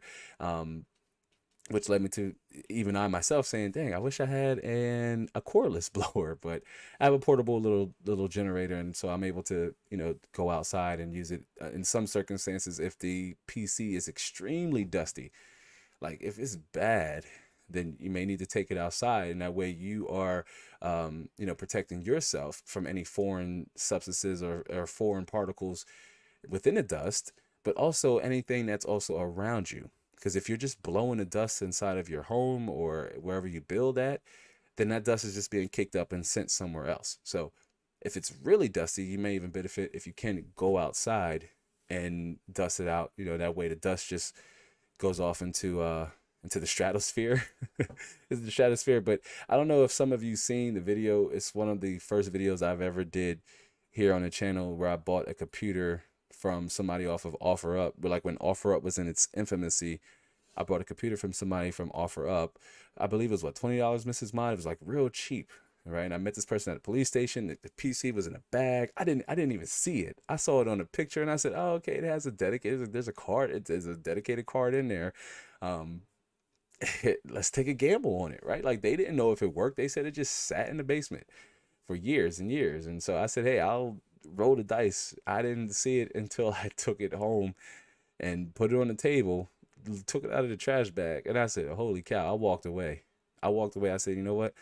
This is going to have to be tackled in the morning time because this is disgusting." I tell the story all the time, and I really wish some of y'all would go back and watch that video. Don't go now, but go back and watch that video. As you see me, you can see when they say some of your first videos are your worst videos. I'm like out of focus in some instances, but the I guess you could say the meat still tastes good, if you would. And that PC was extremely dirty. I mean, there were rat feces inside, uh, sunflower seeds, pistachio seeds, hair, dust, dirt, grime, food, filth, everything but dead insects. Thank goodness I don't do that, but everything but dead insects. It was literally everything but dead insects. It was gross. I was expected to blow out a dead mouse at that point. There was so much rat feces inside. If you see that video, you see me take it. You see me clean it outside. And I remember getting a comment on that video years back that said, "Why is this guy cleaning the computer outside?" And then they commented again and said, "Oh, never mind. I see why." Yeah, because you don't see why I'm cleaning it outside until you watch the video and you're like, "Wow, okay, yeah, I wouldn't clean that in my house either, fam." It was disgusting. If you watch that video, if you want more content after this live stream, here on the replay or not, and you haven't seen it, go back and watch that video. Okay, it's it's one of my first videos, and you'll see it right in the thumbnail. I can't remember the name of it, but the title. But go back and watch that video. It was disgusting. You can see the debris flying out of the PC as I'm blowing it out. Now the rest of the story is good as spoiler alert. It worked. You see in the video, not all the components worked, but if you want to dive down that story, definitely give it a watch, because at the end of the day, once I cleaned it up and I used gloves, and this is a true story, fam, true on everything I love. Listen, I took a shower after cleaning that PC. Mrs. Mine is my witness. I took a shower after cleaning that PC. It was so dirty. And I did it outside, but it was dirty. But guess what? If I didn't have my data vac, you know how many cans of air I would have went through? Too many to count. It wouldn't even have been like economical at that point, because I would have had to buy at least 3 or 5 cans of air. But the fact that I had my electric data vac, I was able to just have multiple and repeated uses. Let me get caught up in the chat here really fast. Trisan says, "What's the title?" Yikes, they are also under 20. Oh, okay, Mrs. Mine said, "I've purchased lab." Oh, hold on, let me get caught up in the chat really fast. Cliff said that's a nice kit. Yeah, and again, it doesn't have to be, Cliff's referring to this one here as I get caught up in the chat. It doesn't have to necessarily be this one from Kaisai. I'm pronouncing it wrong. I know I am, but I brought a similar kit from them, and this essentially has everything you would need for an inexperienced user, or even if you are experienced, this has everything you likely need to get started and to tackle most of the jobs you would need to build and maintain your system. Cliff says, "I clean all people PCs outside first, because you do this long enough, you'll see some frankly nasty stuff. Critters inside folks' PCs." Yes, absolutely. And thank God I haven't come across, any insects. That creep, that's disgusting. Like, I can do spiders, but like roaches and all that stuff, you can miss me with that, fam. Yeah, it's good to clean outside, especially if you're a system integrator, like Cliff, and you're doing it as a profession. But if it's your build, of course, it's your dry skin cells. If you have a pet, it's your pet's dander, it's your cat's dander, it's little foo-foo's hair, or little, why can't I think of any dog names right now? If it's your little lassie dog hair, then those are all, recognizable particles that you're likely have built immunities against. But when it comes to dust particles from other people's homes, that can open up a whole wide range of nasty, colds and just other sicknesses that you want to avoid as much as possible. And of course, you don't want your home to have any insects as well. So when you're doing it, for other people, you definitely want to just keep that in mind. Mrs. Ma says, "I've purchased lab a magnetic wristband for holder screws, nails, drill bits, fasteners, wrenches, and small tools." Yes, she has. And while it worked, I do like it, because if I'm busting down a whole computer, I have a system on how I keep track of all the screws. But if it's one particular component, like a graphics card, where depending on the step that you are, taking the back plate off, taking the PCB off of the cooler, removing the screws on the sides of near the input output headers, like the HDMI and display port. Depending on what it is, I will, if it's one component, I will throw all those on just the wrist. It just wraps around your wrist, and I will just throw them all around there. But sometimes I don't like always wearing it because it'll pick up, screws or the screwdriver inadvertently when I'm working. So, but they are really helpful to have, especially if you're an individual who is used to losing screws or knocking them down. You're just like a little clumsy, and that's okay too, fam. It's hard to be clumsy. But I definitely, it definitely is a good tool to have. Absolutely. I appreciate Mrs. Ma for buying that. Yep, and Cliff says, that's a brilliant idea. I've never seen those. Yeah, I have to see if we can bring it up. But Pricedown said, what's the title? And I'll tell you what, we're going to jump over. Let me bring up the YouTube real quick. Let me bring up the YouTube channel really fast here. And I'll tell you, and I'll quickly show you guys what it is. Let me see here. We can go videos. It's way down. Wow, so many videos, you guys. All right, it's this one here. It's how to clean a dirty PC, $40 game. So it wasn't 20, it was $40, but it's this video here. This video right here, where I clean the PC, as you can see in a little preview of me cleaning it outside with my data vac. But this thing was just simply filthy. And even in that little like 3-second clip right there, you can see some of the dirt and filth when I take off the panel. It's like right there. This computer was so dirty. Man, it makes my screen crawl every time I think about it. But it's, it's the, how to clean a PC, $40 PC, something like that. But it's like the third video I ever published. And I thought the story, something told me the story was going to be good. So I'm glad I documented it from near beginning to end. If all things considered now, I would have walked you guys through like me buying it, me going to meet the person, and then getting it and putting it on the table. But I kid you not, the night I bought it, I put it on the table. It was late because I had to go a little bit of ways to meet the person. I took it off the bag. I took it out the bag, and I'm like, this thing's gross. I told Mrs. Mott, I said, this thing is disgusting. I said, look at it. I'm like, there's sunflower seeds in it. There's rat poop in it. I put the, fam, listen, I covered it back up, okay? I put the bag back on it. That's how filthy it was. I put the bag back on it and said, this thing is not getting touched until tomorrow, and it's not getting touched until I can take it outside, right? And that story, that video, again, is definitely worth a watch. It's a little old, so it doesn't have as much traction. Again, it's my third video ever published, and I believe I was under 50 subscribers even when I did it. So when you're there, hit a like and just tell, and if you do watch it, definitely like that video for me and tell me, on a scale of 1 to 10, how dirty was that thing? It was flipping filthy, fam. It's good to see Thunder. Thunder gets the air horn. What's happening, Thunder? It's good to see LT. Make sure y'all hit the like. All folks who are just, see, we got a few more people bounce in. Just do me a favor and hit that like button for me. If you haven't yet, hit that like button for me. And if you're new here to the community, definitely subscribe. Let's get this video out in front of as many viewers as possible. Let's see. TMZ says, let me scroll up. I know I see TMZ says, yikes. Yeah, that computer was definitely dirty, fam.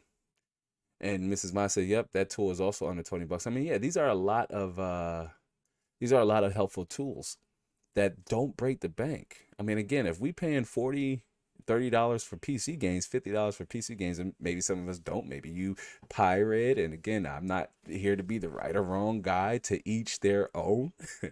I did design video games though before I got into the tech space. So I will say, consider that those guys and gals put a lot of work into making video games, but they earn their salary, and it's really just the loss of the developer. But games are not cheap, but the tools required to help you build and maintain your system are relatively not expensive. I'm not a fan of using the word cheap because it denotes the value of a product or service. When you say something's cheap, it just makes it seem like there's no value attached to it. And that's not the case with these tools that we're highlighting today. And some of the ones that we just have gotten community feedback on, that's just not the case. There are value in these tools, and they don't break the bank. They are affordable, or budget conscious are better words to use. I'm not a fan of saying cheap. If you say cheap, that's okay, fam. It's just, we say it because it's just so natural for us to roll off the tongue, like, oh man, hey, these tools are cheap, I can afford that. But it denotes the value, make it seem like there's no value attached to it if it's quote cheap end quote. We like saying it's inexpensive, right? But games are, if you buy enough games, that can add up. But some of these tools here, you can maybe buy one or two, and it can suit your needs. If you don't take apart your computer a whole lot, then you won't need a lot of these tools. Or even if you do, you might even want to consider picking up more than one of these tools just to have. But especially if you're a system integrator or somebody who cleans PCs, build PCs, you do it as a profession or a professional living, some of these tools you may or may not have thought about using, or maybe you already do. Again, share them with the community here with us right now. This is a live experience, not like the live extended edition, which again, the live XE show, I had shared on the community tab. The spinoff for channel members, that's the live XE show. That's just the extended edition of the live stream. So I do hope we have more members that consider signing up and joining on there. The more the better, the more that can come on screen. But that show will still, it'll be public, or it'll be available for public viewing. But channel members who are masters will be able to come on, and depending on the situation, we may have other members or other subscribers come on and sharing their thoughts. So, but we'll see. So keep a lookout for that content. Again, it will be available for public viewing. And Trisound says, Mrs. Ma, I never heard of that. You better show it on stream if it's under $20. Yeah, I have to. Maybe I will bring it up, like kind of like the headlamp that we highlighted from that Cliff WASD Moves had highlighted that you want to have, if you want to free up your hands and not rely on having to hold your direct light source, you can go with, say, a headlamp, which costs about the same amount as a handheld light source, like a flashlight, like a miniature flashlight. Cliff says, before I forget, while y'all are here. Okay, maybe that was in response to, oh, before I forget, while y'all are all here. Okay, I'm not sure.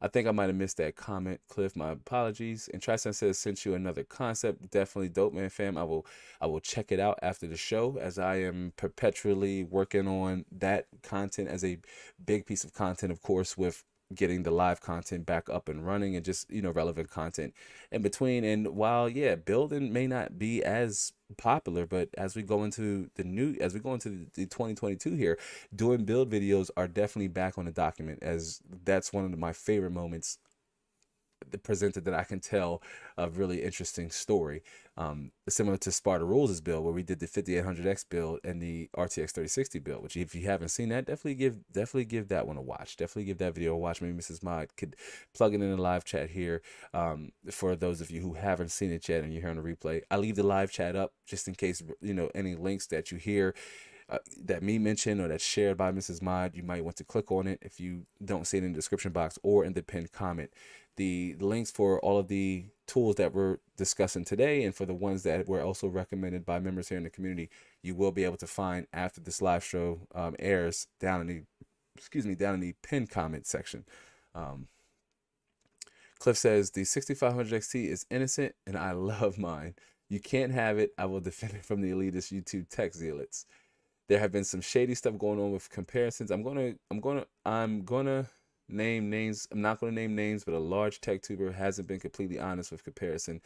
Not gonna step any toes. If you're interested in knowing, reach out and fill you in. Yeah, absolutely. And well, I can resonate with that, and I'll even share this with y'all here, because I fancy myself a pretty honest individual, and I've criticized larger tech tubers before, much significantly bigger than me, that I don't agree with some of the things they say. And I also believe that they withhold information simply because they are at the mercy of AMD or Nvidia or whatever the add-in board partner brand is, Zotac or Asus, if you will, whoever the AIB partner is. Intel, if it's Intel, it doesn't matter. There's not all information is being disclosed and shared. So your boy inside the lab, man, I am community funded. Okay, this is why things like channel memberships and other things and merch are so important, because it just all goes back into my ability to provide non-biased reviews. That is what I'm all about, non-biased reviews. So Cliff, I mean, when we have the channel member show, I would love for you to come up and talk about it. I would definitely say don't bash the tech tuber. We could talk about it in private, although I might have an idea on who it is, but um, they are slave to whoever sent them that hardware. This is why all the hardware you've ever seen me reviewed, I've purchased because I want to put myself in your shoes. How impactful can my recommendation be as an influencer if something is sent to me free? Aren't I susceptible to not wanting to alienate the brand who sent me that hardware? So I'm not going to give you an honest and upfront review of said hardware. Let's rewind a little bit. Let's rewind a little bit and look at the initial Ryzen launch. How many creators were not forthgoing with Ryzen Zen 1, the original Zen, with Zen's wonky memory requirements, right? And just how finicky it was with needing BIOS updates. They didn't mention that because they couldn't. AMD didn't want us to quite yet. They wanted time to iron out the kinks. To where if I reviewed Zen at launch with a purchased CPU, regardless if it was R5, R7, right? I would have disclosed that hey, you want to make sure you get a reliable memory kit because Zen's IMC is integrated memory controller is dependent on having stable and fast memory. Even now, and a few architectures later, right, or a few iterations later with Zen 3, still is. So they're not always forthcoming. Not surprised. This is why I try to give you guys and gals, mostly guys. I check the analytics. It's mostly guys. Hello. This is why I try to give a honest and upfront, non-biased review. Han says, I gotta hit the road now. From fam, China New Year's is coming. See you on Insta. Yes, absolutely, Han. It's good seeing you, Han. Thanks for stopping by. Definitely would check you out on Instagram. If you're not following me on Instagram, give me a follow over at Inside the Lab YT. Wherever point you're watching this replay live. If you're not following me, follow me. I'll follow you back. I want to know what's going on in y'all lives as much as you want to know what's going on with all things pertaining to Inside the Lab as a brand. But it's good to see you, Han. Sparta says, I ordered my Elgato face cam for the Call and Live show and a new gaming chair. Nice. Look at Han. Look at Sparta Rules getting geared up.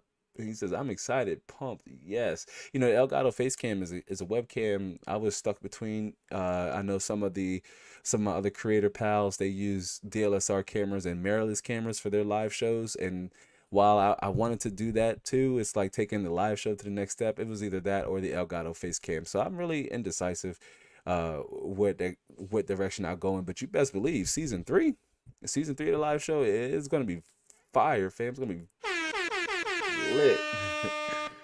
Clip says, I was so excited for budget-minded gamers to finally get a card. While it's not perfect, far from it, it's being slanted. I'll be honest, and brand deals are a fact of life, and okay, but honesty is its core. Yeah, and I'm all for brand deals, right? As a creator myself, influencer, I'm okay with brand deals. No strings attached brand deals are even better. That way you can provide an honest overview, not be told you can only test playing these games. You can, we want you to compare it up against this particular, or let's say the brand only wants you to compare it up against a particular game, a game that gives them a favorable edge, or they don't want you to, tinker with any of the settings, or they want you to manipulate the metrics. Once there's stipulations attached to it, then I feel like that influencer's recommendation is compromised and it's not truthful and like an accurate depiction of the hardware. Now the 6500 XT, when I watched AMD's conference, and I know I was supposed to do a CES recap video, but I think we did a pop-up live stream instead, discussing PC settings. It was wonky as that was the first live stream I did since I was able to get the equipment set back up and get back on broadband, get back on internet.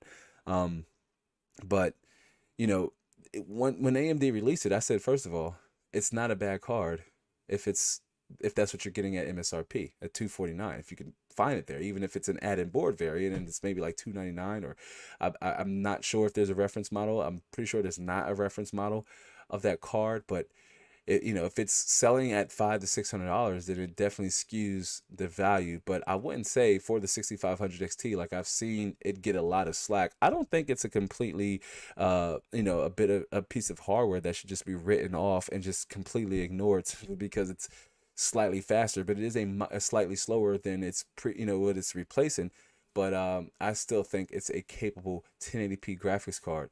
Once stock starts to materialize and mature, mark my words, a lot of these tech tubers will come out with videos like the 6500 XT makes a return, the return of the new Budget King, the return of AMD's new Budget King, the Budget King returns. It'll be, buzz titles like that. But when I get my hands on one and I review it, you best believe it'll be upfront, and I will highlight any potential worth and value that card could possibly have for someone, say like Z-Fluent, Zion. I'm not sure if Zion is still here with us, but like Z-Fluent or Zion, somebody who could be looking to upgrade to a modern card. If you're on an older series GPU, like a 500 base Polaris card, a 7 to 900 or 700 series or a 900 series GTX graphics card, right? If you're on an older architecture like that, then a 6500 XT could be a hell of a upgrade path for you at MSRP. But it's not all gloom and doom, like a lot of my fellow tech tubers would like to try to highlight. And that's because they have other interests to make sure they don't alienate. As TMZ says, no day one reviews too. Seems kind of shady to me. I totally agree. Matter of fact, when I reviewed the RTX 3090, right, like my gym piece, when I reviewed the RTX 3090, it was literally how does this look 6 months later? Not so much on day one. Let's give it some time to kinks out. And a lot of times reviewers, tech tubers, tech reviewers, when they're reviewing day one components, they're not retail samples. Listen to them. So some of y'all's larger favorite tech tubers whose subscriber numbers are just higher than mine. That's the biggest difference, right? But listen to your tech, and there could be a little more experience as they might have been making videos longer than me. But listen to them when they tell you if it's a retail sample. Most of the time, they won't disclose if it is or if it isn't a retail sample. And when they don't disclose if it is or if it isn't a retail sample, it likely isn't. It's a review sample. So it's cherry picked to make it look like it's better than what you and I are going to receive. Some tech tubers, and historically that I used to follow, some of them did buy review samples, or some of them did take review samples, and then they also bought retail samples. They stopped doing it. Why? Because they started noticing significant differences in the benchmarks and the metrics. Things didn't add up. So keep that in mind when you're watching, like TMZ said, day one reviews too. Might seem a little shady. Yeah, they aren't really running retail samples. How can they have a retail sample to a component that's not on shelves yet? How? Because keep in mind, benchmarking and editing your video and everything takes time. Okay, that takes time to put together that production, to test games, and to make sure your numbers are accurate. That's the one part that slows down the production, is when I get into benchmarking mode, because I like to make sure that the numbers are accurate. I normally benchmark games 3 times, 3 runs per game. It's painstakingly, it takes a long time, but every game I benchmark, it's a 3 benchmark run. Okay, and one in the same setting, or one in one environment, another in the similar environment, and then a third in an alternative environment, just to see if there are any outliers or anything that stands out, because the game is going to change how it allocates resources depending on what the game is doing. So trying to test the game doing one thing, say if you're benchmarking The Witcher 3 and you're just walking down a path, that's not going to be the same when you're fighting 3 or 4 or 5 monsters and Gerald is like rolling and doing his fire thing he does. But this is why it's good to test the game doing, in different taxing environments and just different tasks in general. Rather, that's also to measure how responsive the game is. Are there any FPS drops when there are a lot of things going on screen? Okay, very important. Let me get caught up in the chat here really fast before we jump back into our tools. Cliff says, but I've been testing a lot of Radeon 6000 cards lately, Lab. No, and you know what? I still stand by Radeon RDNA 2, although RDNA 3, right around the corner with the RX 7000 series. If once the GPU situation matures and stabilizes, watch how fast RX 6000 series rebounds. Watch how popular Radeon-based graphics cards become once more, especially for gamers who don't require the absolute best in Nvidia's lineup of cards. And if you're a content creator, any form of, say, like 3D modeler, or if you render videos, you likely, and I would start to recommend you with an Nvidia GPU. The encoder is slightly more advanced, but for typical gaming, watch how fast RX 6000 series GPUs, you know, accelerate in terms of interest and value. But it starts with their availability at MSRP. And to add, Cliff said, there were $199 models available for days after launch. 6500 XT. It's fluctuated since then. I've tested on Gen 3 and Gen 4, and it's beaten 980 Ti, and those are selling for almost 350, 400. No talk about how the 3050 is limited to X8 bus. I'll be completely honest. This tech demic has really soured my opinion of Nvidia significantly. Yeah, as so I resonate with that, because it's starting to show that price to performance and value have always been significant metrics to use to measure a card's worth, especially depending on what it is you're trying to use it for. Han says, still rocking my good old 5500 XT in my office build. Will be interesting to put a 6500 XT and compare. To my understanding, at first glance, I believe it's about 2 to 5% faster than the 6500 XT is about 2 to 5% faster than the 5500 XT. But still, Han, that's an awesome card. Let's give Han a hair on, because while most of us in the community, when I say us, because I look at, we are all one, man. We are all one big community. While most of us in the community are trying to find a graphics card for our gaming PC like Z Fluent, Han's rocking a 5500 XT in his office build. So that's dope, man. That's dope, and that's a solid card for what basic. I guess you could say for video out. Maybe, I'm not sure what the CPU you're using for your office build, but if it's a CPU that doesn't have integrated graphics, then a 5500 XT is a great path to go on. Although a Vega based CPU would probably suffice as well, but it's not that much. It's not significantly faster than a 6500 XT. Cliff says, and when you're comparing cards, you should test for settings, but that's not happening recently. Yeah. And I guess you could say with a card like the RX 6500 XT, I mean, it's not really a 1080p ultra settings card, depending on the game. 1080p high settings, possibly, right? With the other RX 6000 series graphics cards, like along the lines of 1440p and higher, this is even by AMD standards. If you are looking for like a large FPS output, and you're playing games like CSGO or Overwatch, then graphic settings aren't as important to you as is your CPU speed at that point, or having a fast CPU. Cliff says, I've been rocking a 6600 XT and it's a beast. I'm getting 3060 performance for $439. Did you pick that up at Micro Center? I believe that's a hell of a steal. And the 6600 XT, what resolution have you been using it at? Cliff, do let us know. The 3060 does have 12, slightly more, VRAM, which makes it attractive for a higher resolution beyond 1080p. But if we're talking same resolution, then there could be more value on the 6600 than the RTX 3060. But what games have you been testing and rocking in? Do let us know. Yep, and Cliff says it's a non-XT, right? So just the 6600. So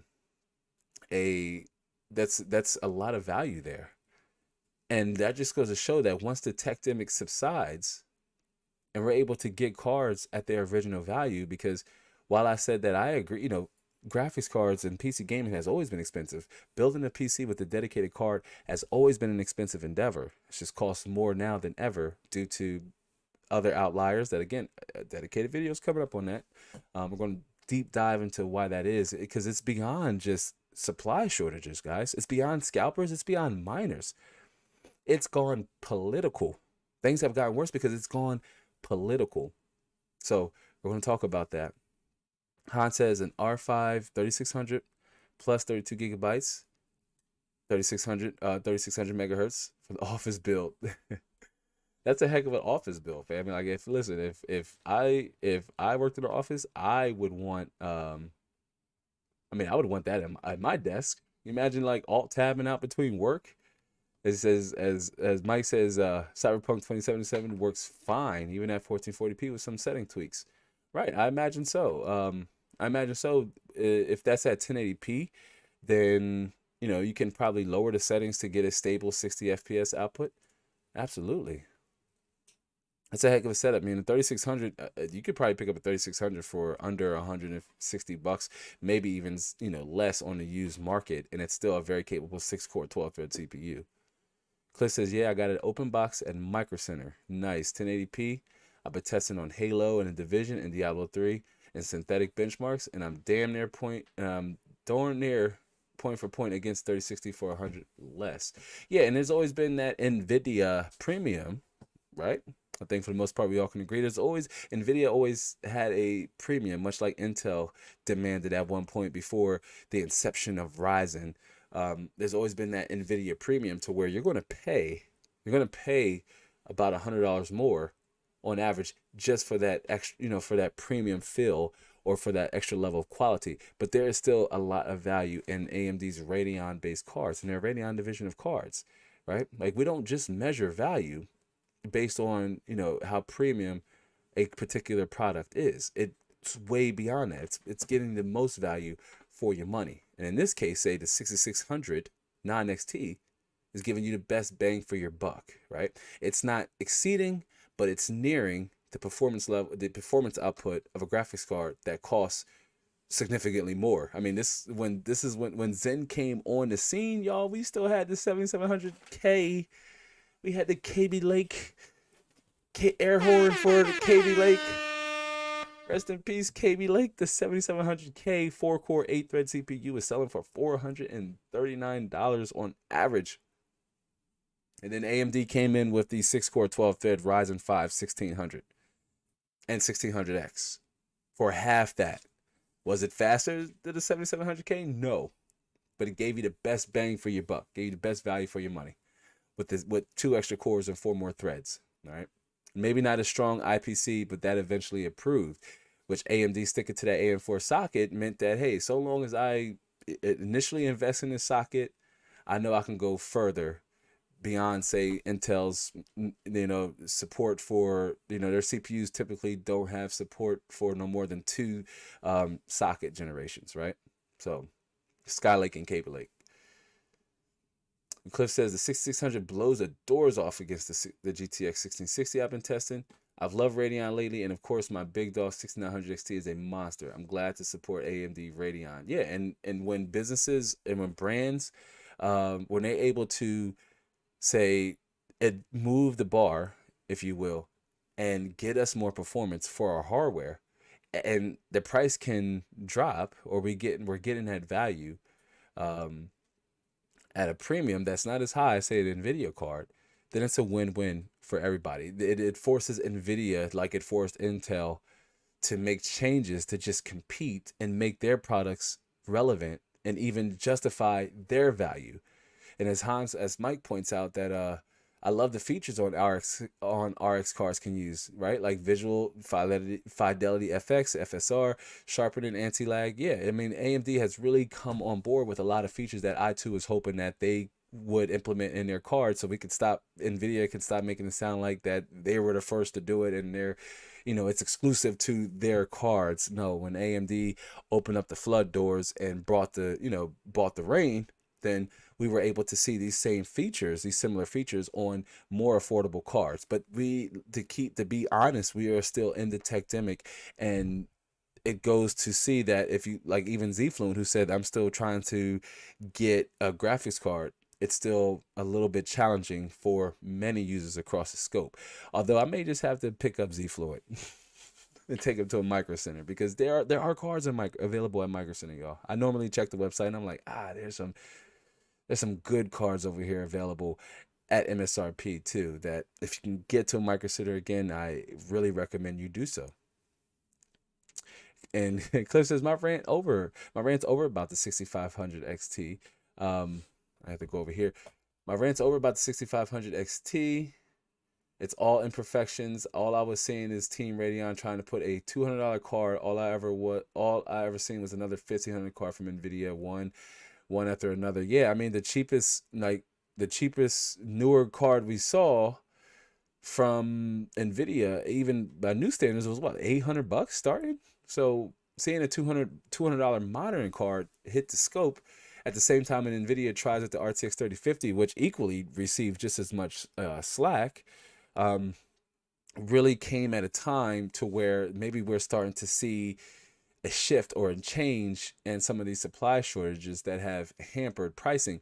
But I will say that my original guesstimation on when the Tectimic would wrap up, it was off.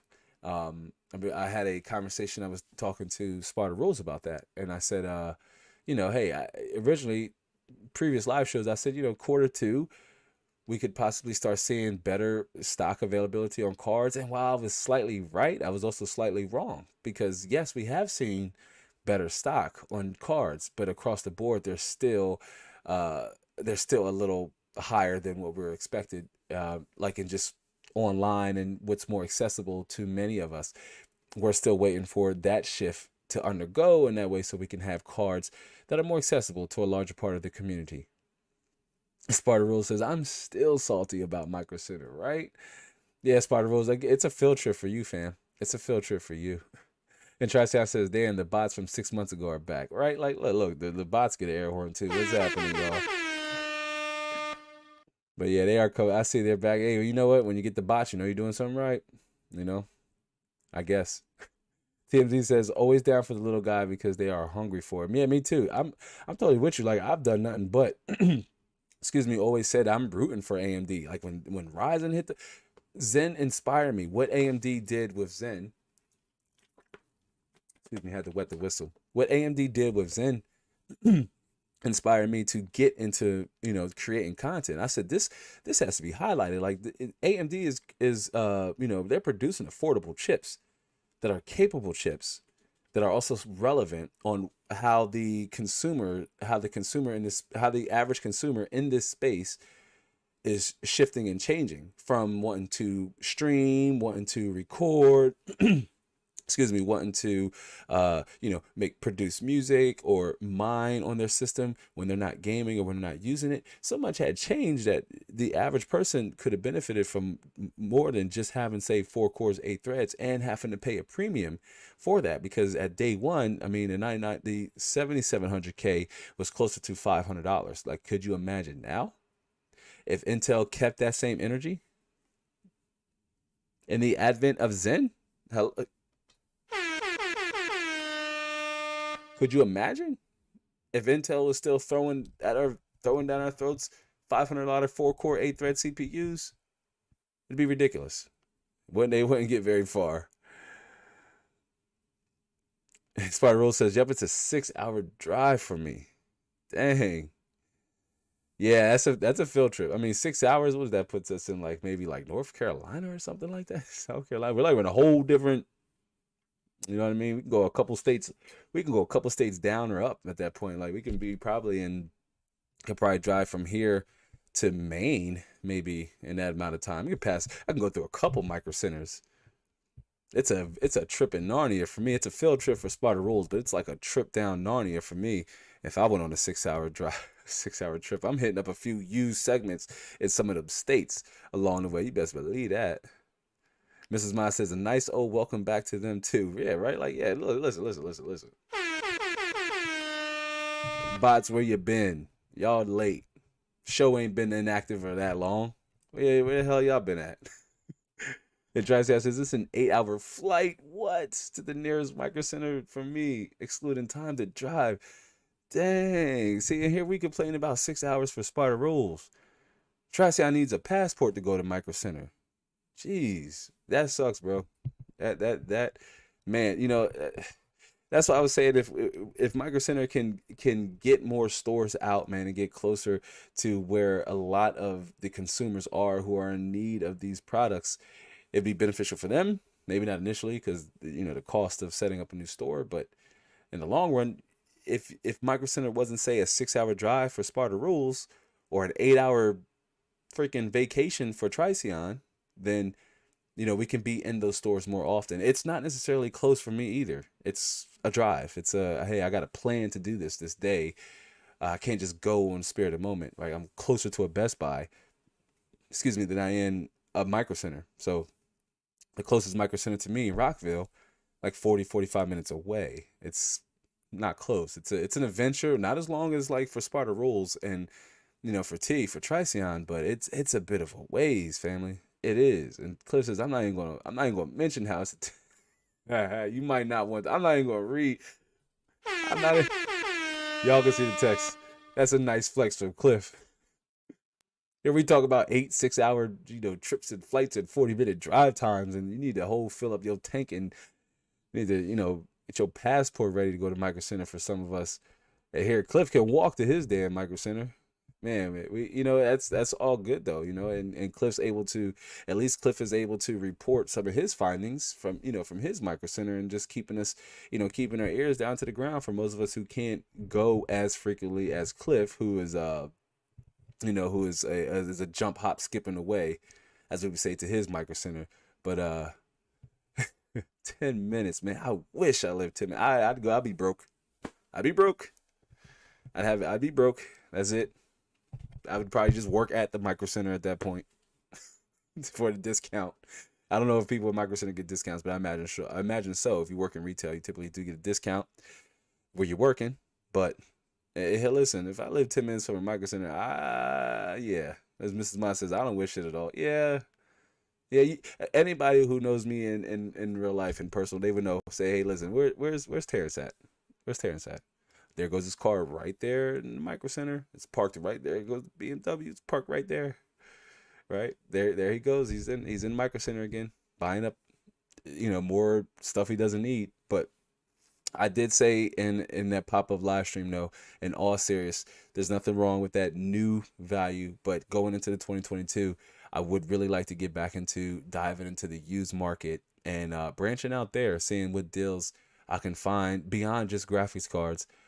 As a lot of users are, you're starting to see a lot of, say, like Zen-based CPUs and 9th generation Intel CPUs, 8th generation i5s that are selling in bundles. And I've seen a lot of bundles where I almost did a live show or recorded a stream about it, to where there were a lot of good bundle deals on OfferUp.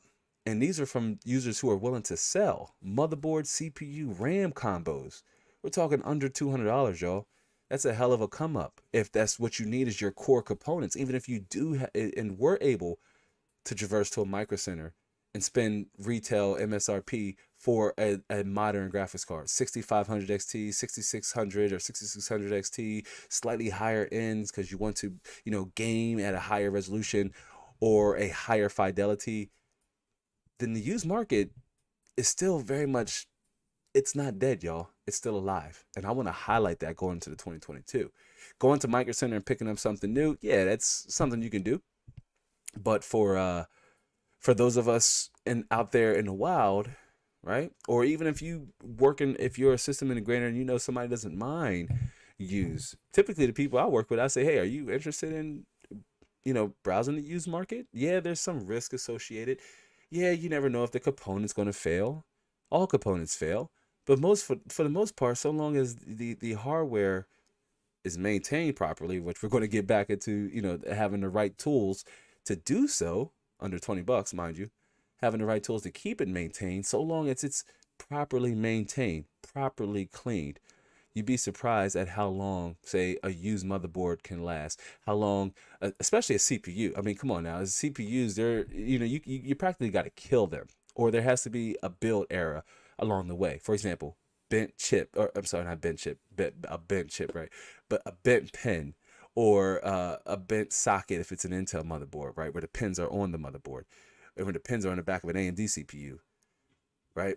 That's typically where the CPU would be faulty, or if it was improperly overclocked, or if it overheated and it died.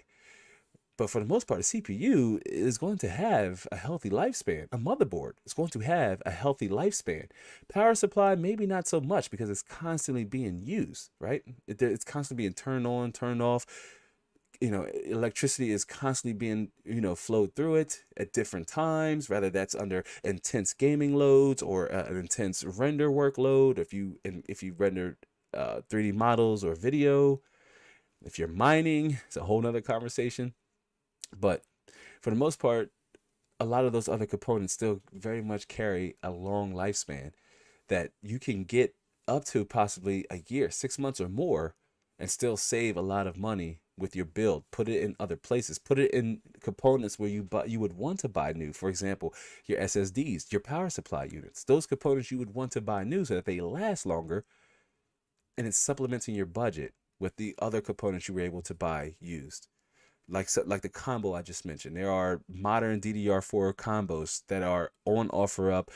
Facebook Marketplace, I'm not going to dive into it because I wanted to do a dedicated video, or it will be a dedicated live stream on that, because the used market is still very much vibrant.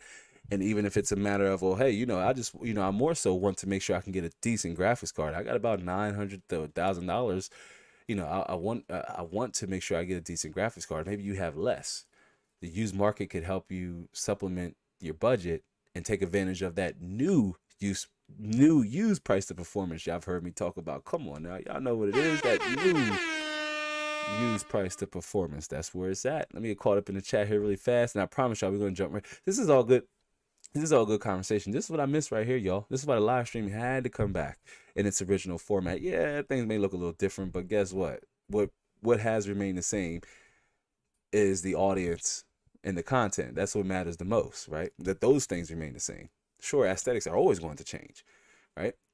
But what needs to be the one constant is the content.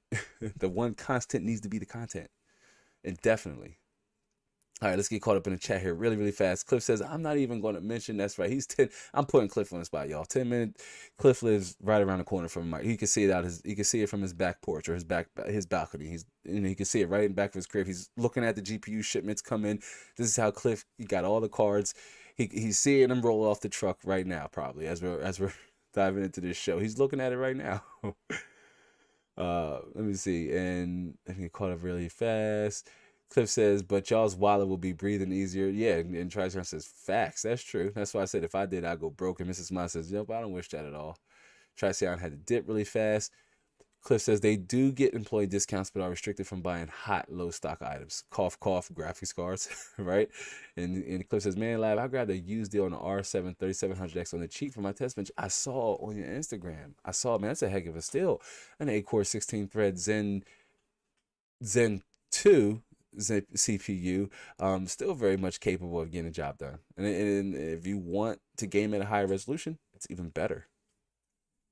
Cliff says, I'm glad AMD is going LGA. Used chip buying will be so much easier. Yes, absolutely. Yes, absolutely. They're changing their grid array on I believe at the AM5 socket. And I said that, and I believe it was a previous show. I said, you know what? If AMD introduces the next generation of CPUs, it's likely going to be on a different socket. It really is. So we could even see a flood of CPUs come over onto the used market that once again Zen is going to possibly save the day with users who are looking to build, budget conscious or budget friendly systems that don't break the bank but are just as capable of doing some of the things that you and I can do on higher end systems, right? 3700X, sure, it's no, 10900K or 10700K, but they both have 8 cores and 16 threads. So there's still some value there if you could pick up an R7 3700X for under $180 and a X470 motherboard or a B450 motherboard. I don't know why you would want an X-based chip with a enthusiast chipset, but to each their own. But that's still a very good pickup. Cliff says going to move on a R5 and a A320 or trade. I'm glad AMD is going. Okay, yep, get caught up in that. And TMZ says, but first invest in the right tools to get the job done. I couldn't agree with you anymore, TMZ. Which we're going to say again, keep the conversation going, guys. Keep the conversation going. But I couldn't agree more with TMZ, as TMZ says it still starts with having the right tools to get the job done, whether that's new or used. From replacing your power supply unit to cleaning your system, swapping out your cooler, um, a lot of those tasks. I mean, having the right tools to get the job done will ensure you get the job done, right? We were believe we were on the second tool, so let's progress here, slow but steady, because that's what wins the race. We were looking at this KSI 126 in 1 precision screwdriver set. Precision, I always say that word wrong, but again, under 20 bucks, might be slightly over when tax are applied. And again, you don't necessarily have to go with this kit. There are others. For example, this, I'm not even going to try to pronounce that name, doesn't have as many bits, as it only has 57. But you can see here for 20 you get 126, which pretty much puts you in a position to not get ready, but to be ready for nearly any task you may find yourself having on the go. Or you may have a lot of friends who also have PCs. They may come to you, family. They may need your help, and you can say, "Ha, I got the right tools. Why don't you?"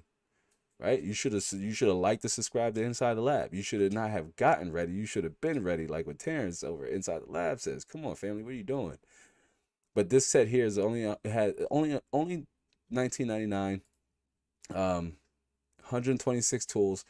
This right here is super important. If you're like me, I drop a lot of the screws, or I don't have a super steady hand. And so when I'm able to just line the screw up and just drop it, go down, it just makes everything so much easier when your bits are magnetic. So that's something, regardless if it's Kasai, whatever, fam, I'm butchering the name, but y'all know what I'm trying to say. But regardless if it's this product from this particular brand or not, you want to make sure you at least get a kit that has magnetic tools or magnetic bits. Forewarned, while the description will say it is, I've come to find out not all of them are. So just keep that in mind. But this is a bestseller, which means that most likely everything that's described is as it functions as it should, as many people have bought this particular set. It's not iFixit. Of course, you can buy directly from iFixit or right here on iFixit, but if you're looking for an alternative to iFixit, or a similar kit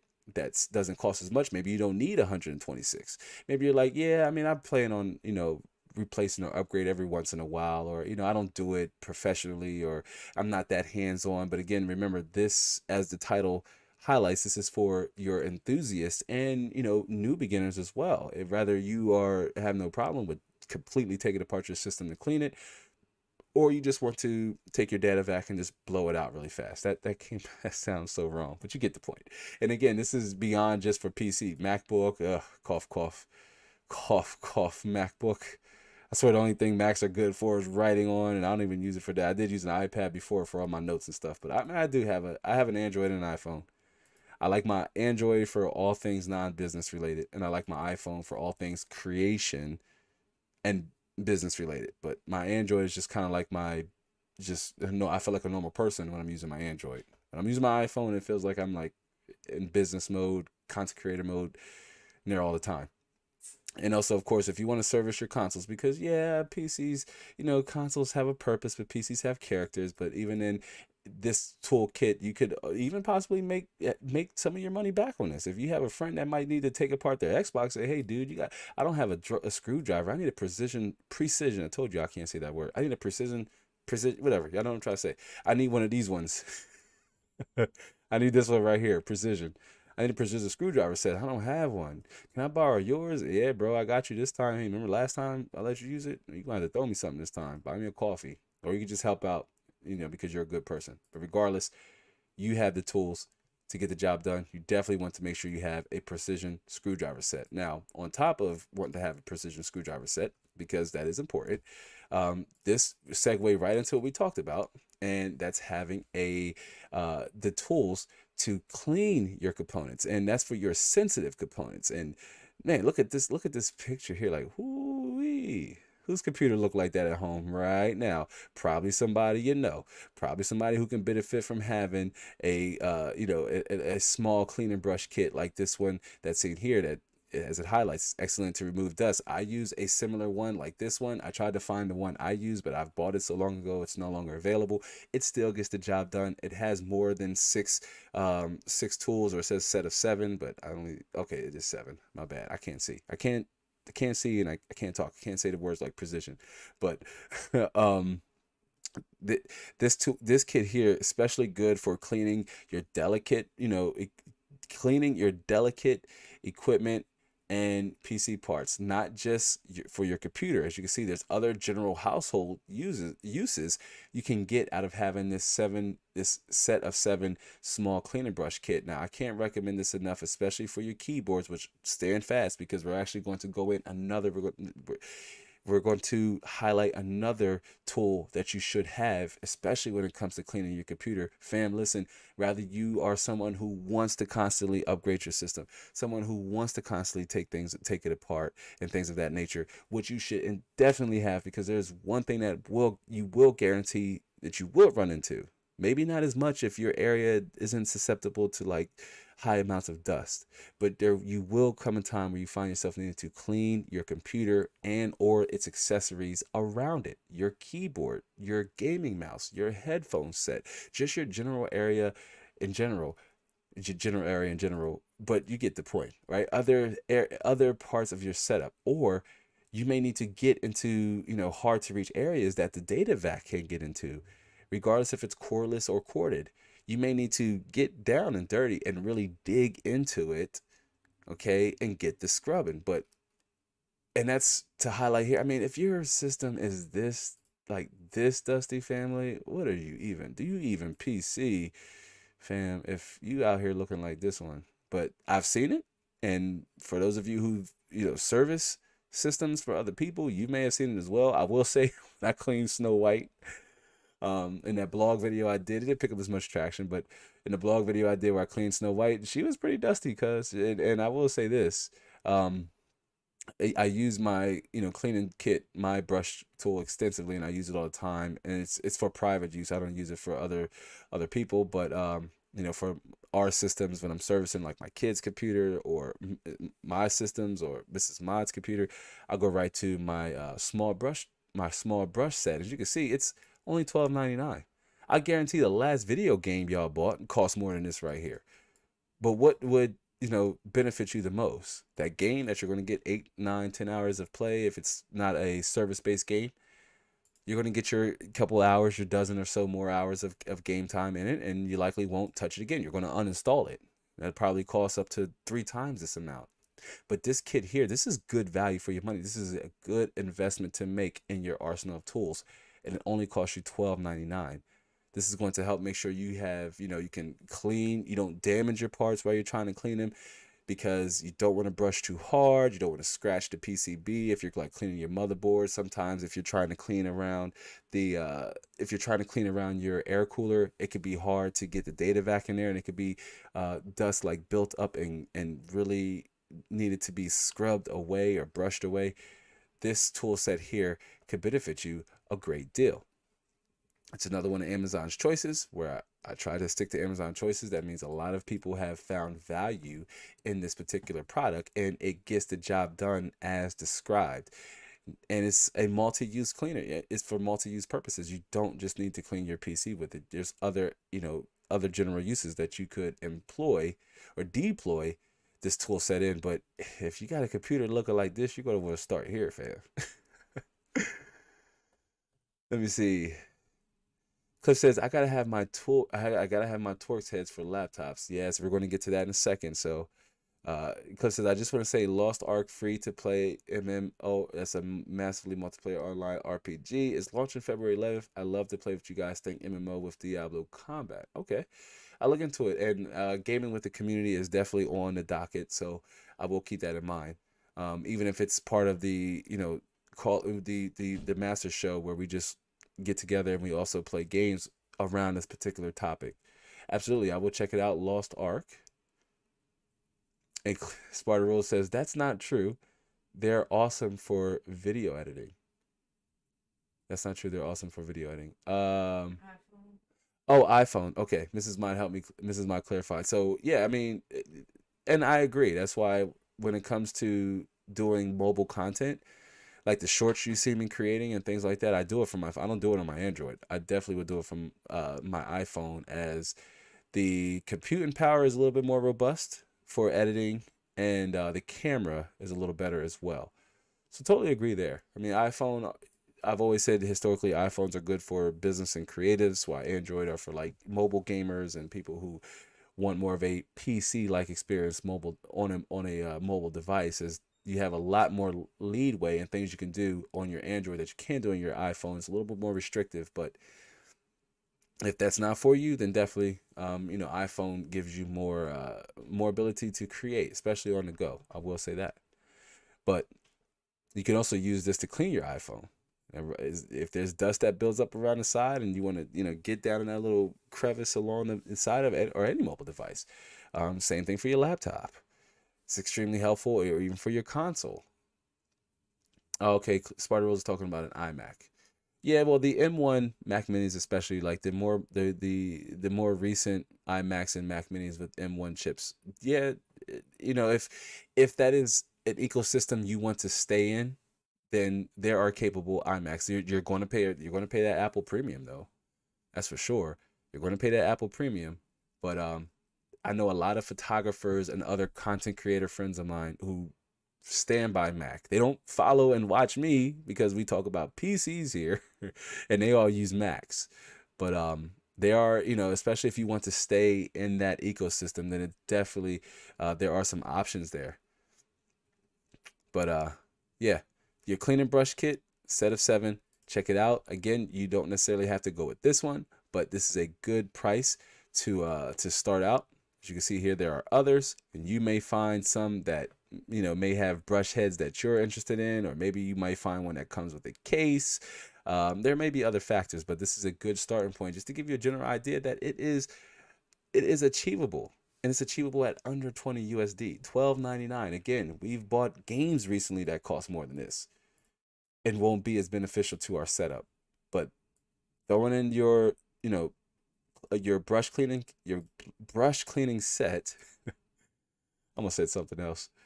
But throwing in your brush cleaning set, this is also going to give you an additional tool to help you maintain your system. Again, remember, the theme of these tools is that you have the right equipment, or the theme of this show is that you have the right tools and equipment to build and maintain your system so that it keeps operating as it should, that it keeps running as you expect it to, right? Because dust can be a component killer. Y'all remember that live show we did? Y'all remember that live show we did way back when we talked about how dust impacts your system and how it could destroy your components? Oh yes, before overclocking and anything other related, other aspects related to faulty hardware. Dust is essential component killer. Okay, so you want to make sure it doesn't build up. It is conductive, and it does retain a lot of heat and thermal properties. So you want to make sure you can get into those hard to see. If you can't see the area on the regular, I guarantee you likely have some dust built up there, especially if you haven't cleaned your system in quite a while. By quite a while, I mean 6 months or more, a year or more. For a lot of you who are here with us right now doing a live, I know most of us are used to, cracking our cases open and getting down and dirty with our hardware. So maybe you don't see dust accumulation as much as any other average user would see who doesn't go into their system as often. But if you can't see that general area, chances are dust is built up around it. Cliff says, "Hey, I got a cheap tool that's handy. It's an enclosure that lets you use SSDs extremely for storage. There are also HDD ones and M.2 ones. It was $6 on Newegg." Okay. And I had a similar tool that allowed me to like when I would get somebody would bring in a faulty hard drive, um, you just plug it in. And at first when I bought it, it didn't come with it because your hard drive needs to be powered. You can have the right tool to say plug it in, and you plug it in externally to your computer, but you also need to power the hard drive. So I had to buy that cord separately. I'm not sure if that similar one on Newegg comes with the power, comes with a power cord or not. But mine's I believe mine is compatible with M.2s. So that's cool. I might need to look into that. Again, that's an advanced tool, but one nonetheless to have, especially if you're a system integrator and somebody comes to you and the computer doesn't power on, or you need to service the hard drive, see if it works or not, externally without installing it, then $6 is money well spent. Think about it, $6. When's the last time you spent $6 on anything PC related that could benefit you to some extent?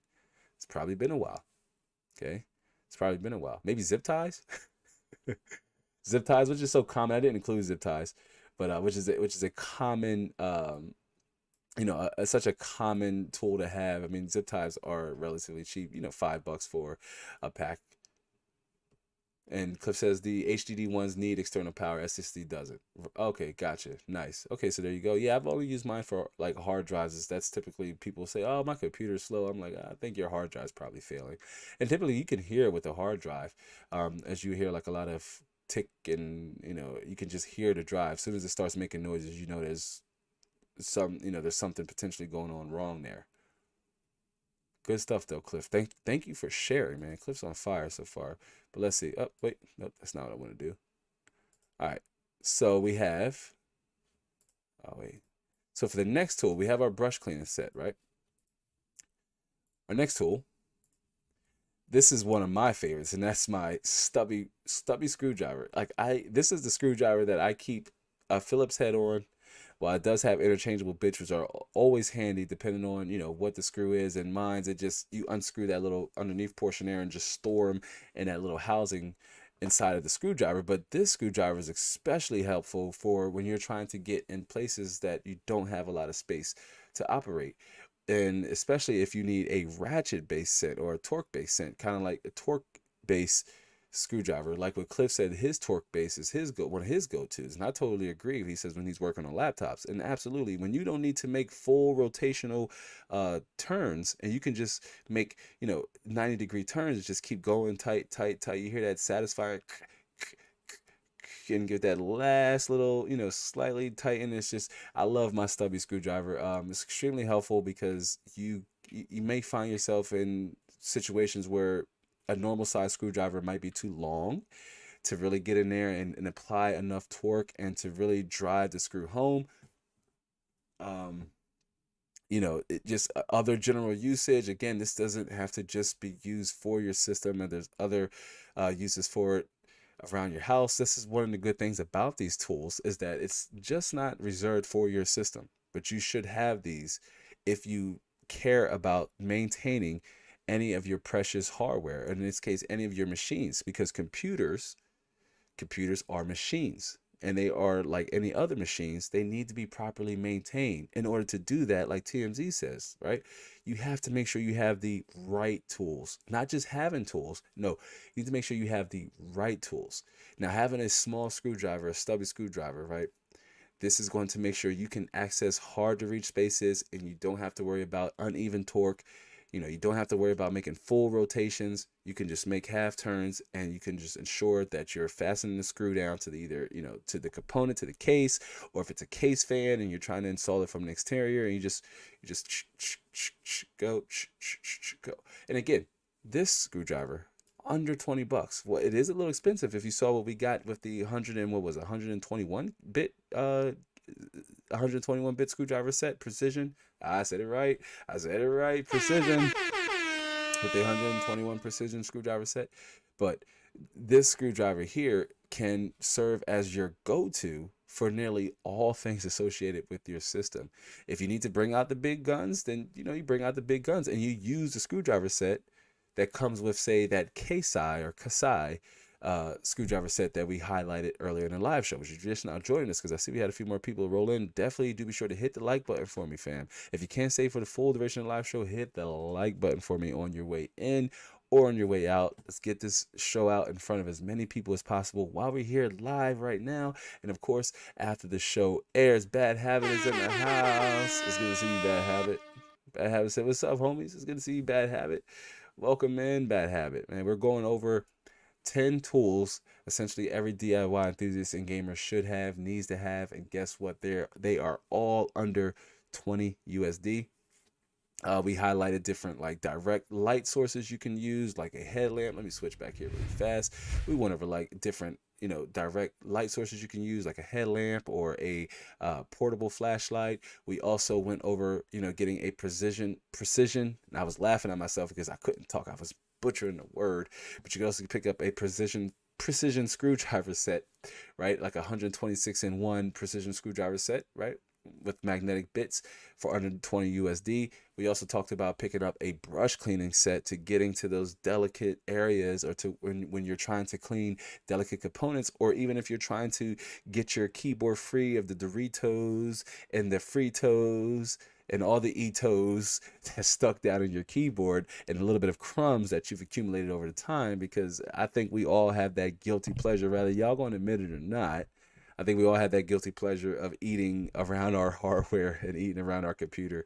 I'm guilty of it. I can keep it a buck. I'm guilty of it, right? And so this is why it's good to have a brush cleaning kit to get into those hard to reach areas. That was also well under 20 USD. You could pick up a good brush cleaning kit with all the proper brush heads you may want to use for your PC or your keyboard and other peripherals or other household uses for about $12.99, right? Under 14-15 USD.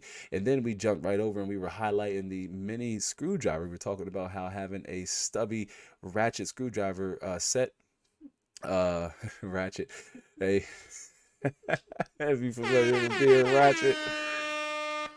Picking up a ratchet screwdriver set, like a stubby, like you see here, with good torques. And if you can pick up one that also has a magnetic bit, mine does not. But sometimes if I'm able to use other bits that are magnetic with this, I will.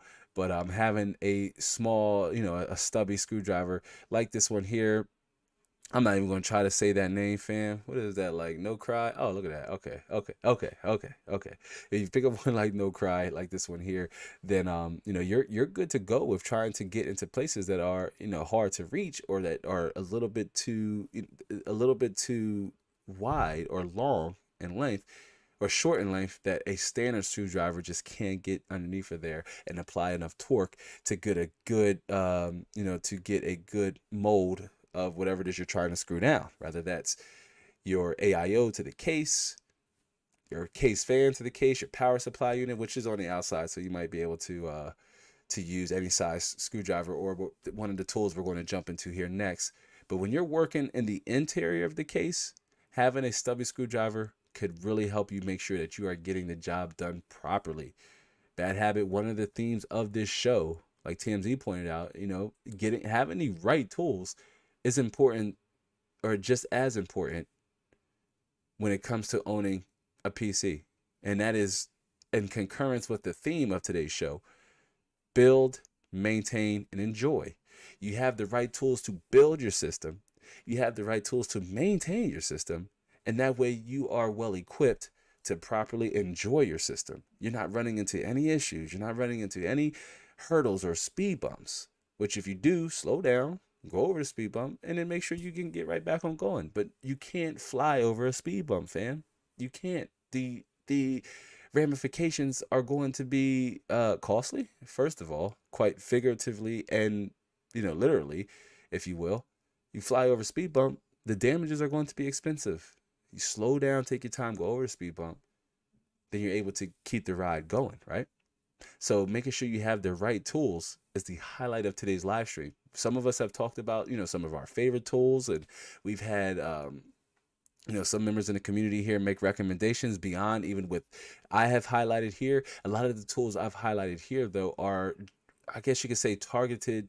Well, you could say it's targeted for both experienced enthusiasts, but also newcomers who are just getting into the mold. I want them to know, and you could share this show with with a friend or a loved one who is even thinking about getting into PC gaming, right? Hopefully they'll subscribe, because we have a lot of helpful, members here in the community who have contributed to the content that is all focused around getting as many users and as many gamers over to this platform as possible. But they need to know that they need to know that they need to have the right tools, not just any tools. Not just say, I got a screwdriver. Fam, what do you mean you got a screwdriver? Everybody got a screwdriver. Okay?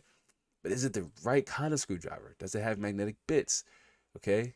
Is it a ratchet? Is it a ratchet? Is it a ratchet, right? Having the right tools is important as having tools in general, especially when it comes to building your system, maintaining your system, and enjoying your system. As Bad Habit says, what's up to, or Triceon said, what's up to Bad Habit? Bad Habit said, what's up to Zom, TMC, and Cliff. As Cliff says, maybe a power supply tester. Yeah, I mean, if you want to take it to the next level, which a power supply tester might run you a little more than 20 USD, it's probably right around there depending on the kind you get. But having a power supply tester is definitely critical. I have one in my setup, but that's largely in part because I have taken a risk on buying used power supplies. Now, so far I haven't had any issues with those used power supplies, and the power supplies I've used for other for other people's systems, I've disclosed that it was a used power supply, and I haven't had any kickbacks about them running into any issues. But having a power supply tester is definitely important. It is, and some people don't even realize you can buy one. You can actually get a power supply tester. So if that's something you say, hey, yeah, I want to rouse the used market too.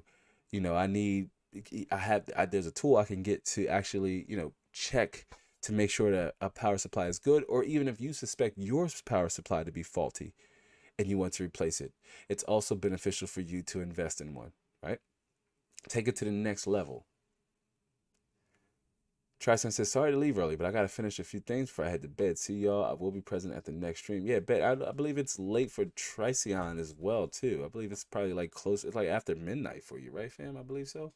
I believe it's after midnight for you, Tricyon. But Tricyon, it was good to see you. We appreciate you always, Tricyon. I will definitely check out the music tracks you sent me.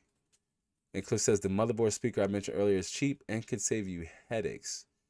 Yeah, and what Cliff is referring to is some modern motherboards have a speaker that will you can hear beep, and that's like a good sign that everything is going on well. But if it's like an older motherboard, or if it's a non-enthusiast grade motherboard, it may or may not have a speaker. And yes, that can definitely save you with a few headaches along the way. Absolutely. Absolutely. But for most common uses, having a ratchet screwdriver is also going to help you with screws that, maybe haven't been loosened in a while. Maybe it's the panels on the back of your case. Maybe it's case fans that have been embedded to the case for a while now. And it's going to, you don't want to strip them. That's also a big problem. You don't want to strip your screws. So when you're able to get, apply the right amount of force, even force, and you're able to make half-degree turns, that's also going to eliminate any potential issues of, say, stripping out a screw, which could lead to, you may have to take all kind of other drastic measures to help you overcome that particular hurdle. But most importantly, you want to make sure you take your time. Rushing is definitely going to make you, could cause you to, I don't want to say definitely, but it can cause you to strip a screw, especially if you're not using the proper head. This is why the other precision, I said it right, precision screwdriver set had over 121 bits. That's the case if you bought the system used and maybe somebody else used a mismatched amount of screws. Maybe they're not all the same. Then you have the right, you have the right bit head to remove that screw. You don't have to worry about stripping the screw out and furthermore damaging a component that was otherwise completely operable before you dove in there and made this error, right? So having those tools are especially, or most importantly, having a ratchet screwdriver. It sounds like it's like tacky or something, but for the subject of Ebonics, but having one that's actually able to serve as a ratchet too, and have different screw bits, it's going to, help you reach those help you get into those hard to reach areas inside your case.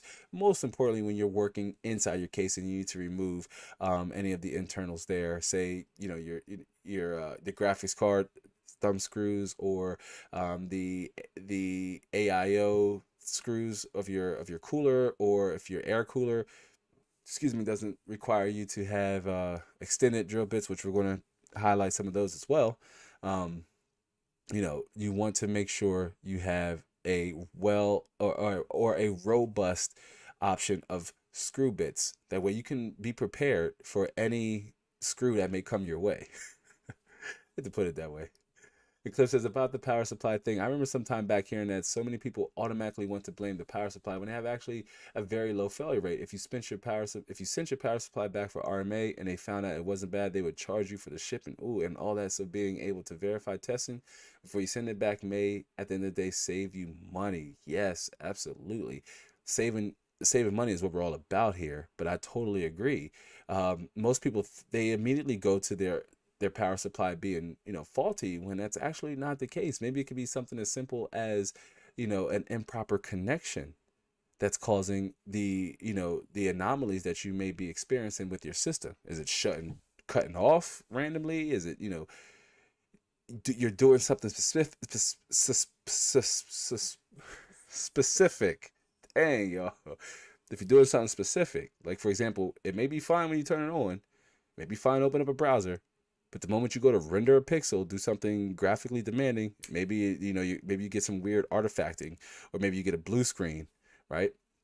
It's not always your power supply unit. And if that is someone out there, if that's you out there, I highly recommend you reach out to folks who are well versed, who can help you walk through a set of like I guess you could say a checklist of things to look out for before you chalk it up to RMA. Matter of fact, RMA is the last thing I recommend someone doing. Like when all else fails, right? When all else fails, then you may need to chalk it up to that, component being faulty. But like Cliff mentioned, they actually do have a low failure rate. So long as they are properly installed and maintained, they can last quite a while. I have yet to, let me knock on some wood. That's old school right there for you.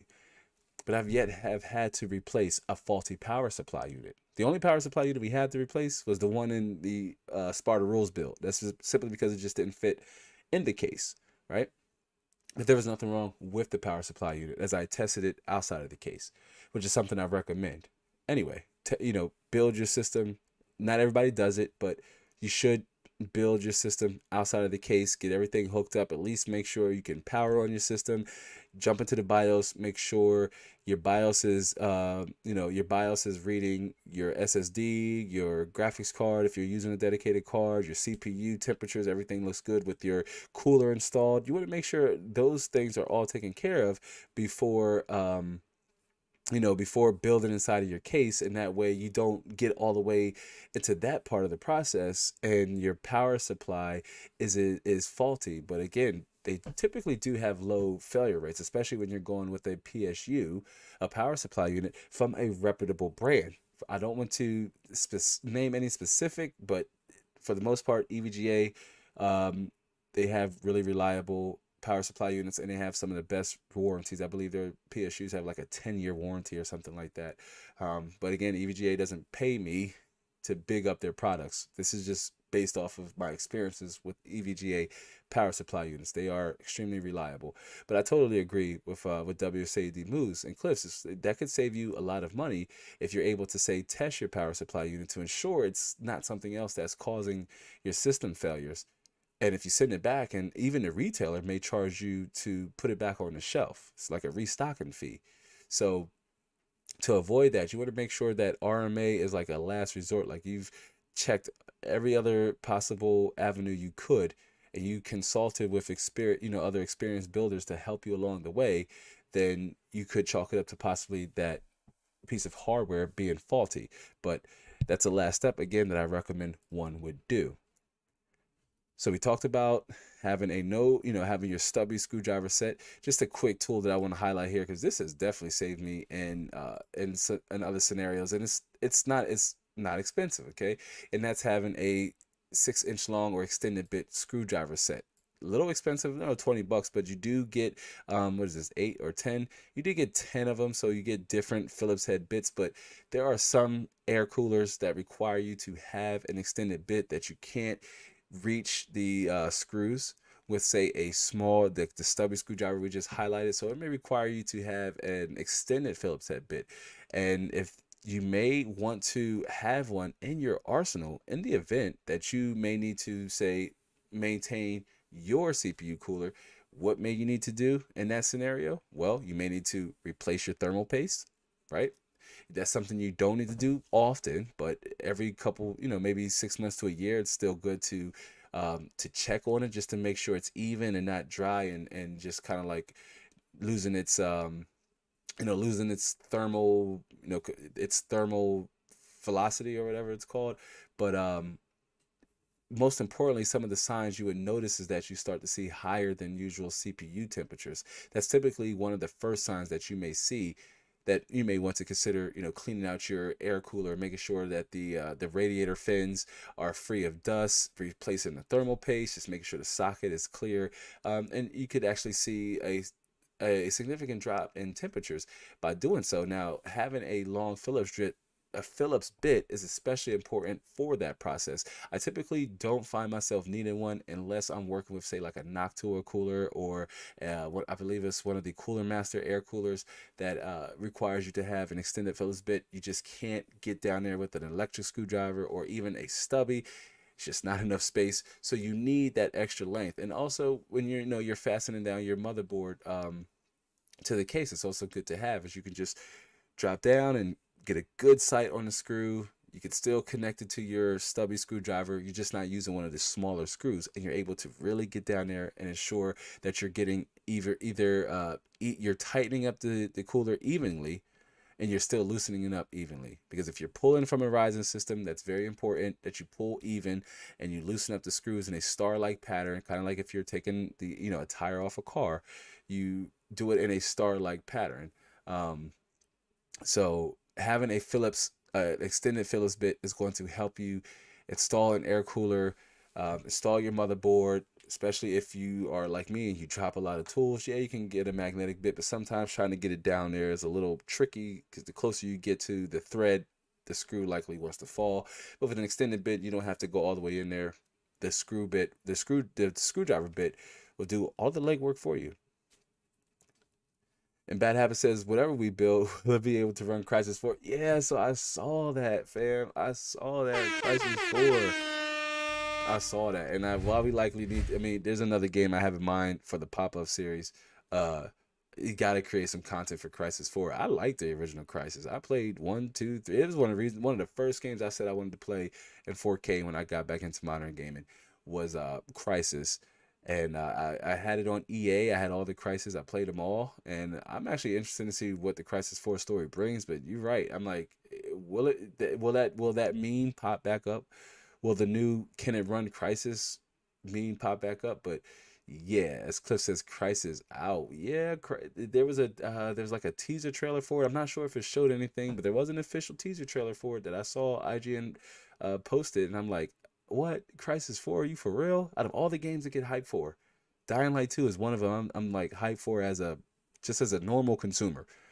I would love to create content around it, and we probably would do a multi-resolution benchmark on it. But for the most part, I'm just more so interested in playing Dying Light 2 just from the perspective of a gamer. Because when I played the first Dying Light, that was one of my favorite games to play at the moment. And I was playing it at 4K, so I'm looking forward to playing it in ultra wide. I hadn't picked up my ultra wide monitor yet, but Crysis 4 even in ultra wide, come on, that's gonna look amazing. It's gonna look amazing. We may need that 7900 XT and whatever Nvidia wants to do with the what we see with 30 Super Series or not. We're going to need that GPU computing power to probably run Crysis 4, at least in all of its glory. That's going to make the game really that's really going to make the game stand out. Cliff says, "Oh snap, Dying Light 2. What about Elder Ring?" Elder Ring, I'm not sure. I haven't I probably came across it, just can't remember, but I have to check it out. Sounds interesting. Sounds like a Lord of the Ring fantasy type game. I could be wrong. But yeah, Dying Light 2 I don't like games with zombies. I never really did. And while I believe Dying Light tried to say they're not zombies, they're infected, I believe, or something like that, I enjoyed it. And I thought that take of the enemies changing at night was really interesting and really put a new dynamic spin on the game. Because when night fell, it really felt like a different game. And you really had to change up the way you play. You couldn't play the same way you did in daytime that you played at nighttime. And I thought it was great. I had a great experience playing Dying Light. I still recommend the first one. If you haven't played the first one, see if you can pick it up on Steam on the low. But Elden Ring, I have to check that one out. I have to check it out. Oh, okay, Cliff says it's in the Souls series. Elden Ring is okay. The Dark Souls, yeah. See, I don't have as much disposable time to get into Dark Souls. I will say I used to like watching other people play Dark Souls, but I just couldn't get into it. I don't have as much disposable time. That game has a learning curve, to my understanding. But maybe, if it's one of those games that are visually appealing and worth watching, maybe I'll give it watch some gameplay of it. I like watching gameplay of creators who don't talk, which is a little bit of a contradictory statement because I talk behind most of the gameplay stuff that we do here. And TMC says, now, wait a second. Yes, TMZ, what you talking about? We talking about no zombies. Well, let me clarify. I wasn't like, I didn't watch, like, I never watched The Walking Dead. I didn't watch like zombie like media, but I did grow up a big time Resident Evil fan. I will say that. So really outside of I stand corrected. I played every Resident Evil to date. The director's cut of the first one, Resident Evil 2, Resident Evil 3, Resident Evil Code Veronica is one of my favorite Resident Evils. Resident Evil 4, where Leon goes to the city to rescue the president's daughter. Me and Mrs. Mod played that. I remember me and Mrs. Mod used to make me wait until she got off work before I played that game. As a matter of fact, I bought a Nintendo GameCube. If I might be dating myself here, but I bought a Nintendo GameCube again because it was out for a while, just to play Resident Evil 4. So really, I mean, and I'm not completely zombie ignorant or illiterate. I just don't play as many games with zombies in it outside of originally Resident Evil. So Dying Light, begrudgingly I admit, Dying Light was the first game I played with like that was hardcore zombie themed. I did play Dead Island on the Xbox, but it was okay. I played it because it was free on the Xbox Game Pass. Like the Xbox Game Pass that just came out. Free is my favorite price. So that's why I had, that's why I played it. But typically, no, not the biggest zombie fan, at least in like TV shows and movies. Welcome to Raccoon City bombed. It dropped. I knew that was going to bomb. It looked, I hate bashing media because I'm a creator, but it looked bad. It looked bad. When I first saw the trailer, I'm like, damn, this is going to be good for sci-fi. Then it said come in the theaters. I said, holy, this is going to be in the theaters? This is going to do so bad. I thought it was going to be like for TV, but the Welcome to Raccoon City was horrible.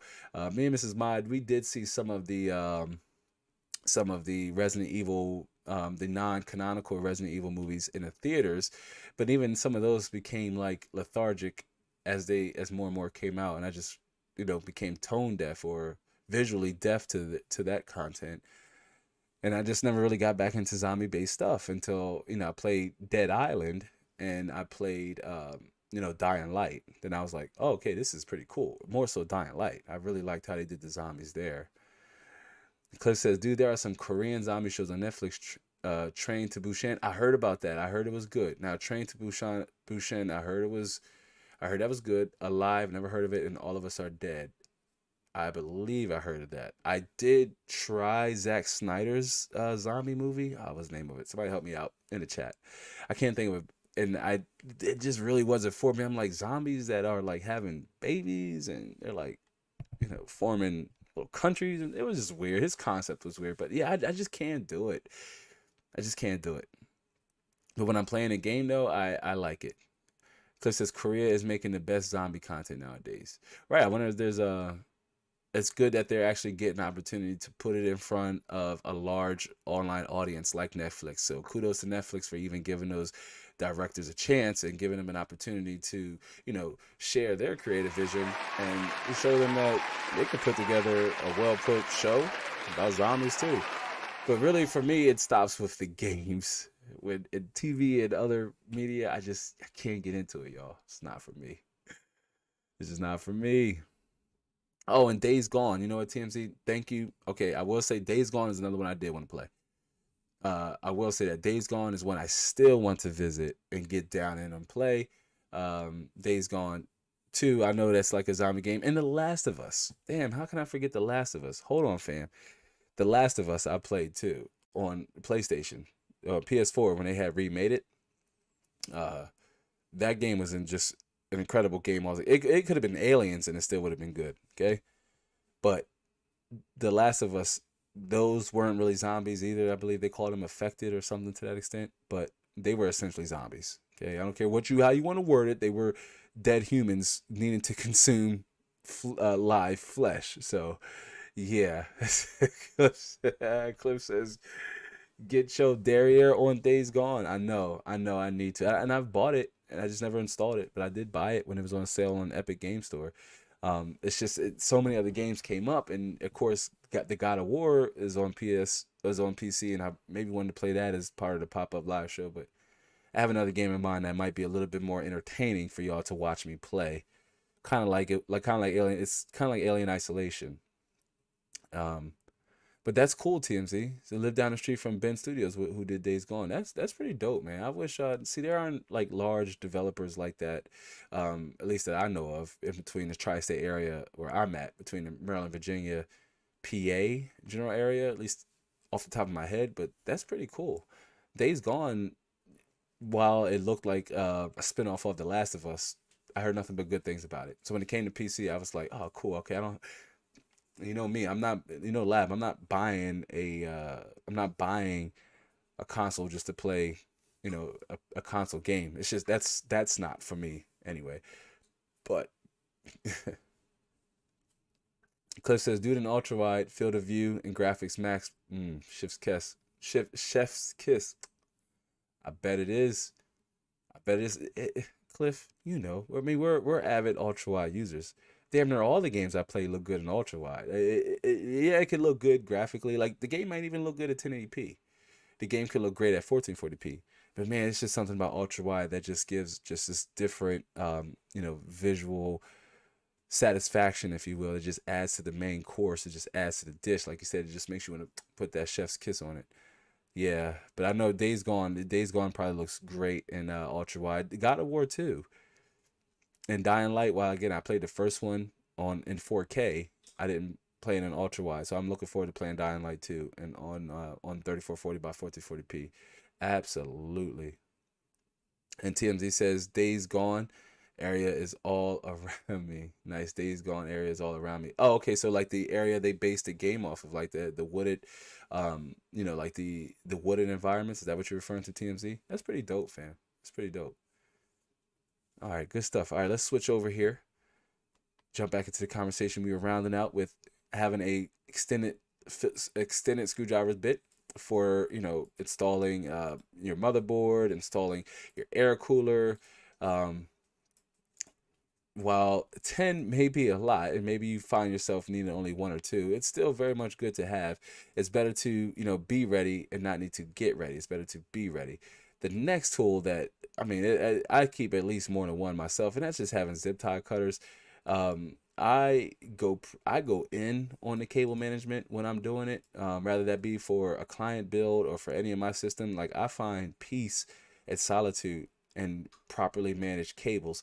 And sometimes you find yourself needing to say, oh, okay, I didn't account for this cord length, or maybe I want to change, where this cord is going to be hidden to. I want to fasten it here because I want my cables to be nice and tight and easy to service. Because remember, build and maintain. It's beyond just needing zip ties for your initial cable management, because not everybody uses zip ties, right? So having them will depend on you, the builder. If you're building it yourself, any professional system integrator, you shouldn't have to recommend zip ties. They should just understand the benefit of having clean management, right? Clean cable management for the next tech, or the next tech who may find themselves needing to service that system. So having zip tie cutters, and you can pick up this set here for a set of two, only $14. It's good to have because you could just get underneath the zip tie, just give it a good snip, and you don't have to worry about like damaging any cords. Scissors are like forward pointing, so I wouldn't really recommend using scissors. Those are forward pointing. You really want to use something with a more rounded edge so you can get underneath of the cord or the wire and really onto the zip tie and just give it a good snip.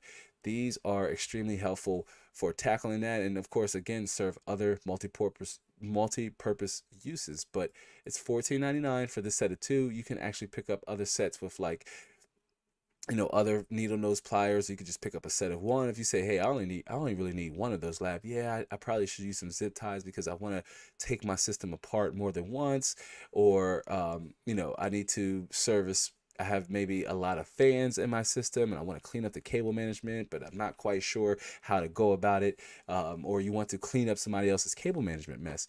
Get yourself some zip tie cutters. You'll thank me later. They're good to have in your arsenal. And again, can only be picked up for $13.99. I said it earlier and I'll say it again. You've probably, the last game the last game you purchased likely cost 3 times more than that. And zip tie cutters is one of them things where you may not need it all the time, but it's good to have in your arsenal for when you do need it. You can properly get rid of your zip ties. You don't have to rely on a scissors, and God forbid you try to rely on a knife. Like, don't kick it into knife mode.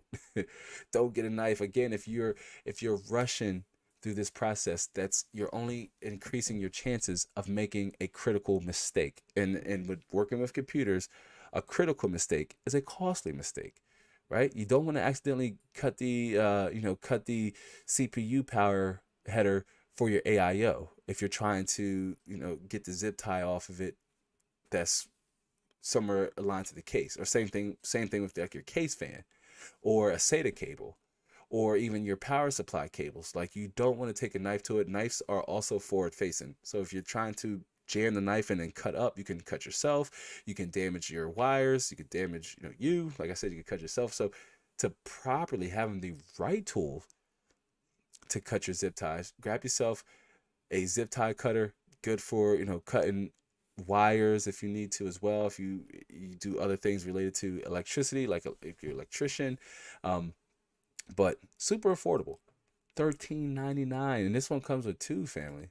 So if you lose one, you got another. Or if you need to lend one out to a friend or fam, at least you have one to rely on if you don't get it back, because y'all know how that go. And Cliff says Days Gone 2 has some interesting PC requirements. That's an interesting topic to follow. And TMZ says, yeah, for sure. Yeah, so I will you know what? I did not know. I missed the announcement of Days Gone 2.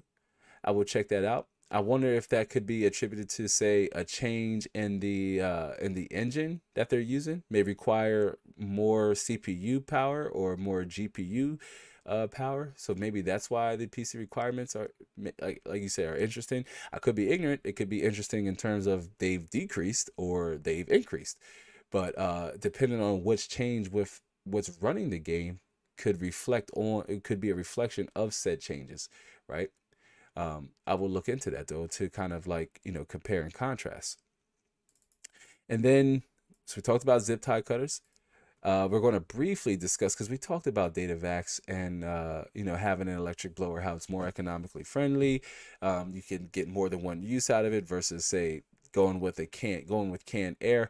But for me, my data vac is my favorite cleaning tool to use, as it just gets the job done quick, fast, and in a hurry.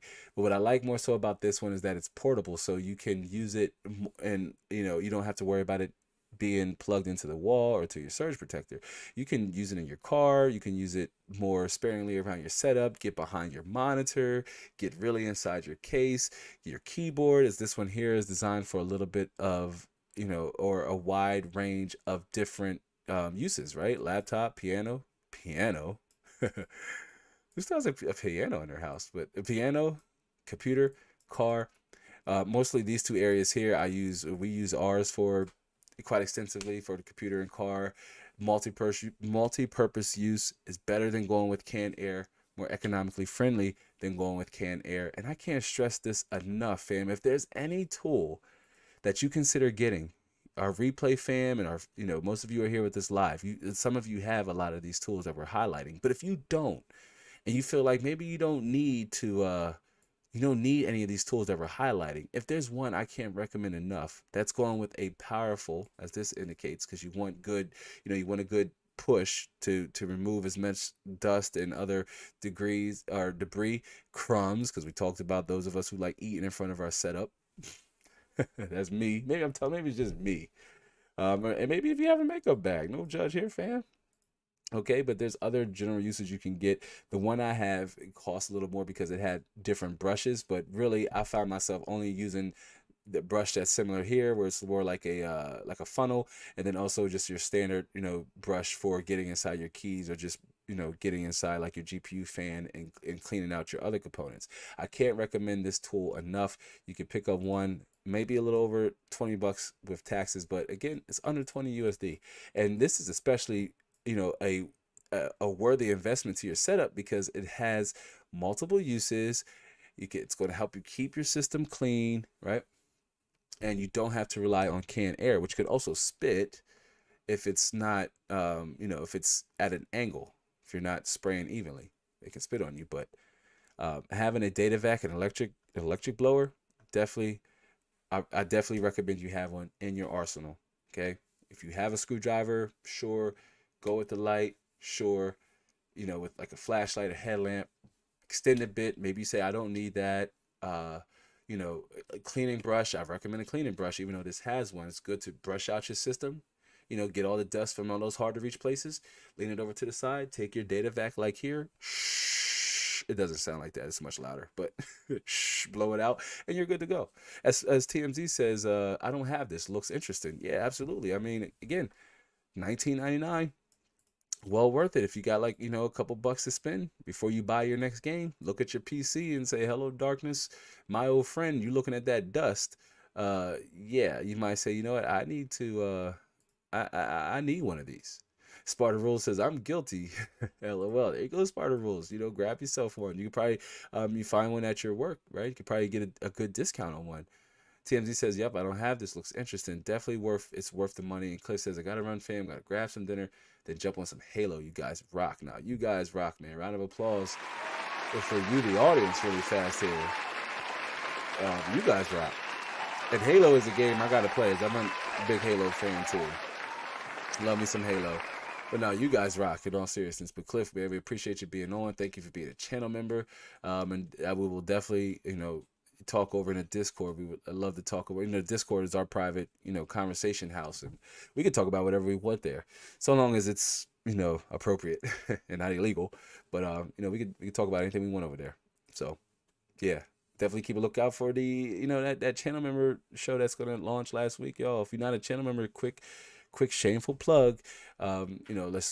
We would love to have more members, of course. There's 3 tiers for you to choose from, but channel members get other perks, and we may pick one random channel member to come on screen who's not a master and take part in the conversation with members who are masters and myself. So consider signing up to be a channel member. It directly supports the channel, having a membership program here. Not a lot of YouTubers have it.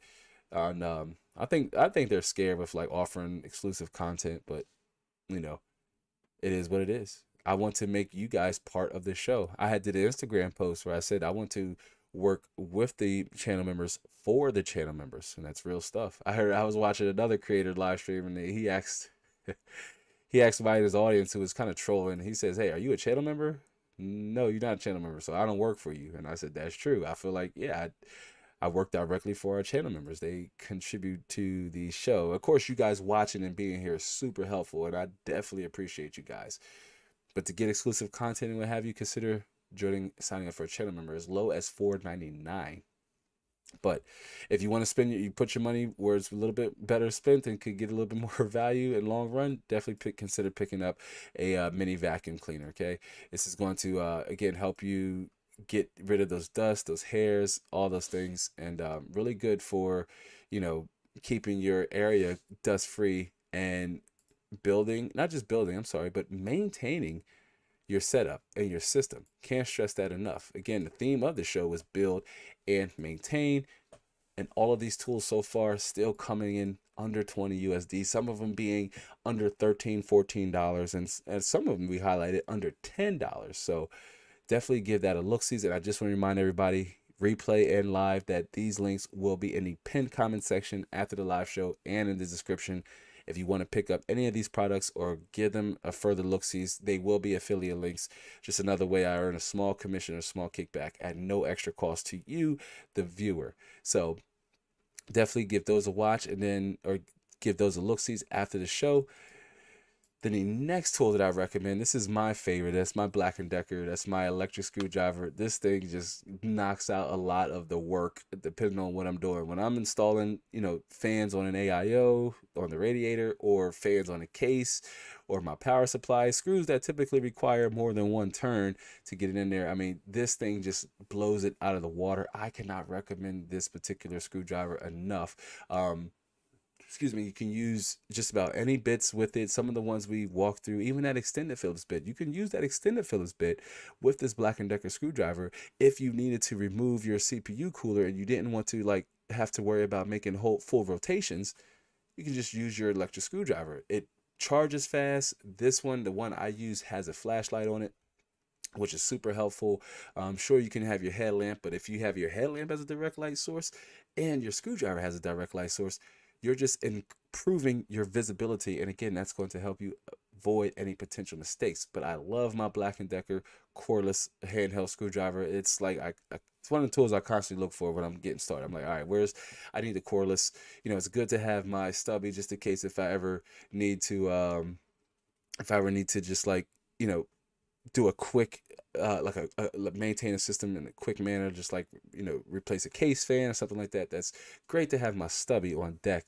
But my Black & Decker screwdriver, my cordless screwdriver, this is my go-to, guys. It charges fast, and I don't need to charge it often. Like it holds a relatively long charge, and you won't have to worry about like over torquing your screws or anything like that, as it doesn't have like a significant like you can't adjust the torque, but you can really drive the screw. Now, one thing I like about this is that you can go right angle or you can go like flat, which I almost always use it for just flat, as holding it like this just seems unnatural, but super helpful to have in your arsenal. I mean, this just really takes out a lot of the legwork if you don't want to rely on a ratchet screwdriver and you want to drive out screws that may be stuck or at an angle, may require a little bit more force to drive in, that you don't want to use, say like a 20-volt drill or something like that. That's more akin to like you building furniture or for laying down carpet and stuff like that. Dustin Cordell says, and Cliff, yes, peace out to Cliff. I know Cliff had to go. It's good to see Cliff and Dustin Cordell. Dustin gets the air horn. It's good to see you, Dustin. Dustin, I think your name. It's good. I think we've seen you before, Dustin. It's good to see you. Dustin Cordell says, LOL, if I get a keyboard that needed a vacuum cleaner, I would just buy a new one. Well, there you go. That's certainly an option, right? If you had to spend, by all means, go for it. But if the component is a little harder to replace, say a whole new case, and you just want to kind of suction up any unwanted debris or dust, then having a power vacuum could also help you achieve that. Also, going with a cordless or a corded blower could also help you as well. But yeah, that's definitely an option. You could definitely buy a new one. Mrs. Ma says, or a new keyboard. Mrs. Ma says the hammer. Yes, that's what I call my Black & Decker screwdriver. I call it the hammer. And every time I'm looking for it, I ask Mrs. Ma, I say, hey, have you seen the hammer? Because it's my favorite tool. So I love it, even if I don't have my flashlight handy, and almost certainly the hammer is always somewhere close by. I could just use the flashlight on that, turn it off, and be done with it, or use it in accordance with the LED light and really drive home any screws that are in hard to reach places, or just again require a little bit more force to remove. I more so see myself needing it for removing screws, taking off old case fans and what have you. But if I want to be quick about it, and typically you likely have seen me use the hammer in other videos. If you go back and see some of my recent videos, especially a lot of the build videos, you likely seen me using my Black & Decker screwdriver above any and all screwdrivers, because I find myself putting down my precision screwdriver. Only use the Stubby for like quick jobs, or if I'm trying to reach a small place in the case that the hammer won't fit into, that's when the Stubby screwdriver comes into play. But if the hammer could fit inside of it, fam, I'm going to use it. I spent $20 on mine years ago, and it works like a charm. Again, this is Amazon's choice. That means a lot of people have found value in this particular product. It gets the job done as described. So at $19.38 USD, again, well under the theme of tools that are under 20 USD, this, checks all the requirements you would want in your arsenal of tools to help you build and maintain your system so that it runs as it should. I keep repeating it, right? But that's essentially a core theme or topic of today's episode. Dustin Cordell says, "Oh yeah, for the case for sure, yeah, absolutely. Not just for for your keyboard, and some of us." We're not all guilty gluts. We all don't eat in front of our computer, but for those of us who eat in front of our keyboards and computer, you may need something to just, because your keys are delicate and you don't want to just take a brush tool, and maybe you want to turn it upside down and really get in there and just have your setup or have your keyboard looking nice and mint. And Dustin says, I just like it because it gets those pesky case fan screws off fast. Yes, absolutely. And I totally agree. And that's why I said when I'm to switch back here to the Black & Decker, when I'm using mine, I'm typically in like not hurry mode or not rush mode, but I need to move twice as fast and half as slow. So I need to be able to knock those case fans out without making full rotations and just get in there. It's just much quicker and it's much more easier. This is one of them tools, much like the having a cordless data vac or a blower. These are another tool that you would definitely want, especially if you rely on getting the job done, not in a hurry, but in an efficient manner to where you can get those case screws off. Case fans, especially case fans, which require a little bit more torque and force to really drive in there. And if you don't have the right bit or the right amount of force, you can end up stripping the screw. So yeah, I can't recommend the Black & Decker screwdriver enough. Another tool that you may or may not have thought of, but I recommend just as well, and that's a storage box, right? Because you're going to find yourself accumulating a lot of different screws, a lot of different size screws, to be exact. Extra screws that you might have thought that, hey, I was supposed to use that. Nope, okay, maybe not. Or a place to hold your bits or to hold your USB drive. This may seem, superficial, but believe you me when I tell you, it's good to have all of your extra screws, your surplus, in a easy to find, easy to store in a safe location where you could just pull anytime. And you could also find yourself needing to save, say, some of your different extra screws, which I said extra screws, but more so importantly, your bits, your bits that don't come already inside of a case. And now if you're like me, I like to have all of my tools, especially my go-to and any extra tool, extra screws. I like to have those readily available in a nice, secure place, right? One that's easily accessible and one I can get to. This is a tool that you may or may not need, but it is great to have an organizer for your smaller screws. And you may want to separate, say, hey, these are case fan screws, these are power supply screws, these are motherboard screws, these are thumb screws for, say, like case panels or like your graphics card. It's good to have an organizer for those tiny screws that end up pretty much, you typically end up with a lot of them over time. I have a whole case full of them. I have a different organizer that's slightly bigger, but this is especially crucial or critical for someone who may not need to dive in there a lot. But the idea is to not get ready, but to be ready, right? To have your extras in a nice and easy accessible place that's properly stored and also properly organized. This storage box comes in at under 20 USD, $15.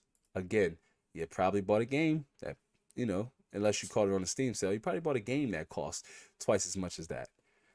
But how beneficial could this be for your arsenal of tools and for storing extra tools in the event that, hey, I took off, I disassembled my case, I'm cleaning my fans, but then I lost 2 screws, or I stripped 2 screws, or, hey, that screw is just like faulty, or I lost it, and, oh, okay, I have my organizer. I can go right into there and pull more screws out, or bolts, because bolts aren't typically used in most, scenarios, unless you're like installing water cooling loop, like water cooling loop, like a closed loop, for example. You may need to like bolt your reservoir to the case, but typically machine screws and screws are commonly used. And so you want to make sure you have a place to store them, and you can grab them as needed and when you need it. This one isn't as sexy as some of the other ones, but believe you me when I tell you, it's very underrated. It's very underrated when you don't have somewhere to store your extra screws, especially if you do a lot of part replacements and you know component swap outs, or if you're a system integrator and you do this professionally. If you're a system integrator and you do this professionally, chances are you already know this information, right? This is what's called preacher to the choir, and you already likely have a organizer or somewhere to keep your extra screws, because if you built more than 5 computers in a year or even a month, you definitely have extra screws. Dustin with the super chat. Hey, Dustin put $5 on the table. Hey, you get Thanks for the super chat. Uh-huh. Now you got a super rap. Dustin Cordell says, for the community, brother. Hey, bro, we appreciate you, Dustin. We appreciate you one more time. Thanks for the super chat. Uh-huh. Now you got a super rap. There you go, D. Hey, listen, D says for the community, brother, and that's especially important because that's one thing we are all about here, and we are all about community here. Everybody is equal, and all builds of different sizes are certainly welcome, and of course, supers are definitely welcome. So we appreciate the super chat, Dustin. Man, awesome stuff, man. One more time for Dustin. Thanks for the super chat. Uh-huh. Now you got a super rap. Much appreciated, y'all. Listen, any and all amounts add up. If YouTube was allowed for you to give me a super 1 cent, but you split it with YouTube. But if YouTube was allowed you to put a cent on it, I would just be just as ecstatic. And all amounts help in a really big way, regardless of the size. So I appreciate that, D. Let's bounce back here really fast though. We were wrapping up with storage box, and that's for your small, your small surplus of screws. But if you need something just a little bigger to maybe house some of the tools and equipment we went over today, consider getting like a 13-inch or a 10-inch portable a portable toolbox. That's to keep things like, say, your precision screwdriver kit, your brush cleaning kit, your electric screwdriver, your headlight, your flashlight. Any of these tools that we highlighted today can fit inside of this Work Pro toolbox, especially this particular one. Now, you can get one that's either bigger, or I don't know if you can get, I think you can get a 10-inch toolbox, but this one here coming in again under 20 USD, super critical. Why? Because it just brings everything together. It gives you a home for your tools, for your valuables, right? It gives you a home to store them in a place where when you need them, when your computer may fail on you, you're like, crap, okay, I need my screwdriver, I need my brush tool cleaning set, I need my my static bracelet. All of your tools are housed in one affordable place. That's a toolbox that's under 20 USD, 1888. So even with tax, fam, I gotta give it to myself on this one. The other ones that were 19.99, yeah, depending on where you're located, there may be some tax applied there that's going to put it over 20 USD. But this toolbox coming in at 1888, you'd be surprised. Don't have the mindset of where I don't need a toolbox set. I don't need that. Yes, you do. You need somewhere to store your tools so that, again, you don't have to get ready. You are ready. You are ready for any system failures. You are ready for, that upgrade, that graphics card you've been saving up for, that power supply you've been saving up for. If it's a power supply, guess what you're going to need? Your wire cutters. Guess where your wire cutters should be? In your toolbox, right? If you need your stubby screwdriver, where should your stubby screwdriver be? In your toolbox. If you need your data vac, your vacuum, or your blower, where should that be? In your toolbox. That way you can clean your system while you're replacing your power supply unit, right? Clean your old power supply unit, therefore you can possibly even sell it. Okay, so long as it's functioning and working as it should. If it looks good, there's an even increased chance of you selling it quicker. If it has dust on it and it just looks like it's not if it's not functioning as it should, chances are nobody's going to buy it. But if it looks clean and it's presentable, chances are if it's working as it should and you're just upgrading, say to get a beefier graphics card or a faster CPU with more cores or a higher TDP, then you can recoup some of that upgrade cost. We talked about recouping upgrade costs by selling your components. Don't just discard them, or if you're going to hand them down to a friend or fam, that's okay too. But don't just let them sit in a corner like all my stuff does and collect dust. No, look to recoup some of that cost right? And it just eased the blow of that upgrade. Okay, you can absorb some of that cost if you're upgrading to like a power supply unit that's fully modular and has a higher rated power wattage. Good stuff. If you can get $40 for your power supply unit and that one your upgrade costs you like 90, you've only spent $50 on it. And so that's incredible value for your money, especially if you don't need that component or that part. Man, all right, y'all. That is or was the last tool I had to go over with you. Again, I mentioned that computers are machines, and machines need to be properly maintained to keep them running as they're designed and as they should. For your computer, that's quiet and cool, right? Most importantly, that's quiet and cool. The quieter your computer, the more, likely means the better it's running. If your fans are like making a grinding noise or showing signs of failure, or you're getting higher than usual CPU temperatures, you may need to go inside of your system, crack it open, and get to the bottom of it. That's just part of the process. Don't let it intimidate you. Don't look at it as if you will, a nuance, much like maintaining your settings in your games to get a playable experience. Look at it like, part of I guess you could say, part of owning a machine like a PC, much like owning a vehicle. If you own a vehicle and you drive, you either can work on your car yourself, or you can link with a, mechanic that you trust and who's going to make sure your car is running as it's designed, right? That your car is safe and reliable.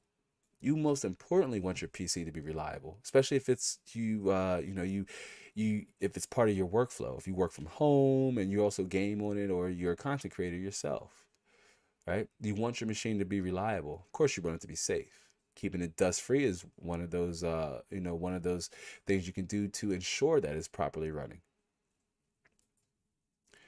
Dustin says, "Oh, I liked and subbed 10 videos ago when I heard it was the only one preaching on the web, just free knowledge how to build PCs. Never found a YouTuber that just wants you to be a PC gamer." Oh, yeah, absolutely. I mean, that's what it's all about here, and that's one of the things we focus on as a community. We want to convert as many users over to this platform as possible. We see PC gaming as the pinnacle of gaming. That is, the best way to enjoy video games is on a PC. That should be attainable regardless of how much money you have to spend, how much you are knowledgeable in getting started, even if you don't want to build yourself. We like to point people over here to Inside the Lab so that you can understand what it takes, what the process involves. So even if you're going to pay somebody, you shouldn't get shammed, and they shouldn't overcharge you, or they shouldn't try to hustle you out of more money. At least if you are familiar with what goes into the process and you're not doing it yourself, you know what to expect. And also any issues you may run into as a PC enthusiast or as a PC user. But I do enjoy doing this for the community. I enjoy, good people like you, Dustin, and like Sparta Rules and TMZ. We had quite a few regulars that was here on today's episode, which we normally do go live every Saturday. The live show just returned as I was in the process of transitioning. But we do go live every Saturday, and typically the live shows highlight areas that we can help gamers make that transition over to PC gaming. And that's also by, involving like-minded individuals like Dustin, like Cliff, who was WASD Moves, Tricion, and TMZ, just to name a few other regular community members, Bad Habit, just to name some other community members who have been around and have been dropping knowledge and helping extend the content beyond just my handsome schmug up here dropping bombs and air horns, right? But yeah, that's what it's all about, fam. And that's why today's live stream is highlighting, 10 tools that can help you. It was about 10 tools, but 10 tools every DIY PC gamer and enthusiast should have that are under 20 USD. You can share this video with a friend for somebody who is on the way of making their transition over to this platform, just so they can get an idea of saying, hey, I didn't even think I needed that. oh, I didn't think I should have that as well. Or this is what he recommends. I should maybe try that out too, right? Share this video with a friend or fam, and you'd be surprised at how much it could inspire them to want to push and make that transition. A lot of people don't want to get into PC gaming because they think it's expensive. And I like to say that PC gaming has always been expensive. It's always been expensive. To the compared to the to the alternative that is gaming on a console or not gaming at all. Here recently you can throw in mobile as an option, but for the most part historically it's either been console or PC. It's always been expensive. It's just more expensive now given what I've called we're in the 2019 hyphen question mark techdemic. As Dustin says, so what are your thoughts on the RTX 3050 cash grab? I know gamers are hurting, but I think they should wait.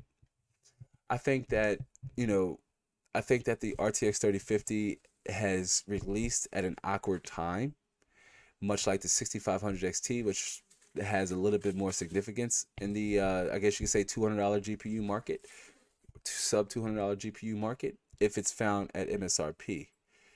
The RTX 3050 being a cash grab, if it was available at its retail price, then maybe not so much compared to what the average gamer needs in terms of a graphics card. A lot of gamers who have waited have sat on, say, 700 series and 900 series Nvidia graphics cards, and many of them on 10 series graphics cards, which depending on what it is, if it's an XX80 and up, or even an XX70 and up, chances are it's still holding its weight. You can't max your games out in a lot of, and you can't max your settings out. I mean, in most games, but it is fast enough to keep up with modern gaming. You may need to compromise a little bit. That's one thing I recommend gamers. If you can't get the graphics card you want, sure, wait and compromise in the type of games you play and how you play them. Do you even need to run the game at 1080p max settings? 1440p is a slightly, step up and level up for most enthusiasts who want more out of their games, a little bit more detail. It's a resolution I recommend if you want to take your experience to the next level. Sure, you need a graphics card that's beefy enough to handle that, but 6 gigabytes of VRAM or more, 16 series and higher, right? But the 3050 released at an awkward time. I think it's a little too late. And regardless of when Nvidia released it, it likely wouldn't have been accessible and available to a large consumer base who actually need and want graphics cards in that budget tier. It's probably still one of the most popular price tiers in the community, that $200 to $300 price range. That's the graphics cards a lot of gamers are seeking. Hence the reason why they haven't paid $700 or more for graphics cards that are available now. And Dustin says, my 1080 is a champ. Yeah, absolutely, man. GTX 1080 still can get the job done. Still can, and I still see a lot of GTX 1080 selling for about $500 to $600. To put it into perspective, while that's beyond what they're really worth by 40 to 50%, more than what they're really worth, it's still very much a capable 1080p card. The GTX 1080, it is still very much is a relevant card. That's why I'm like, if you're on a XX 10 series XX80 and up, you're likely still in a good position to hold out and wait for the techdemic to subside. But I'm all for, that new price to performance. If you can afford a new graphics card, go for it. Much like the RTX 3060 and Ryzen 5800X mini ITX build. That's a lot of X's, fam. Similar to that build video we did, that small form factor build video we did. You can find that in the description box below, or right here in the chat. But that video we did was with an RTX 3060, and it cost Sparta Rules a little more, like about $800. So most PC users who want to get into PC gaming aren't looking to drop that much money on a card.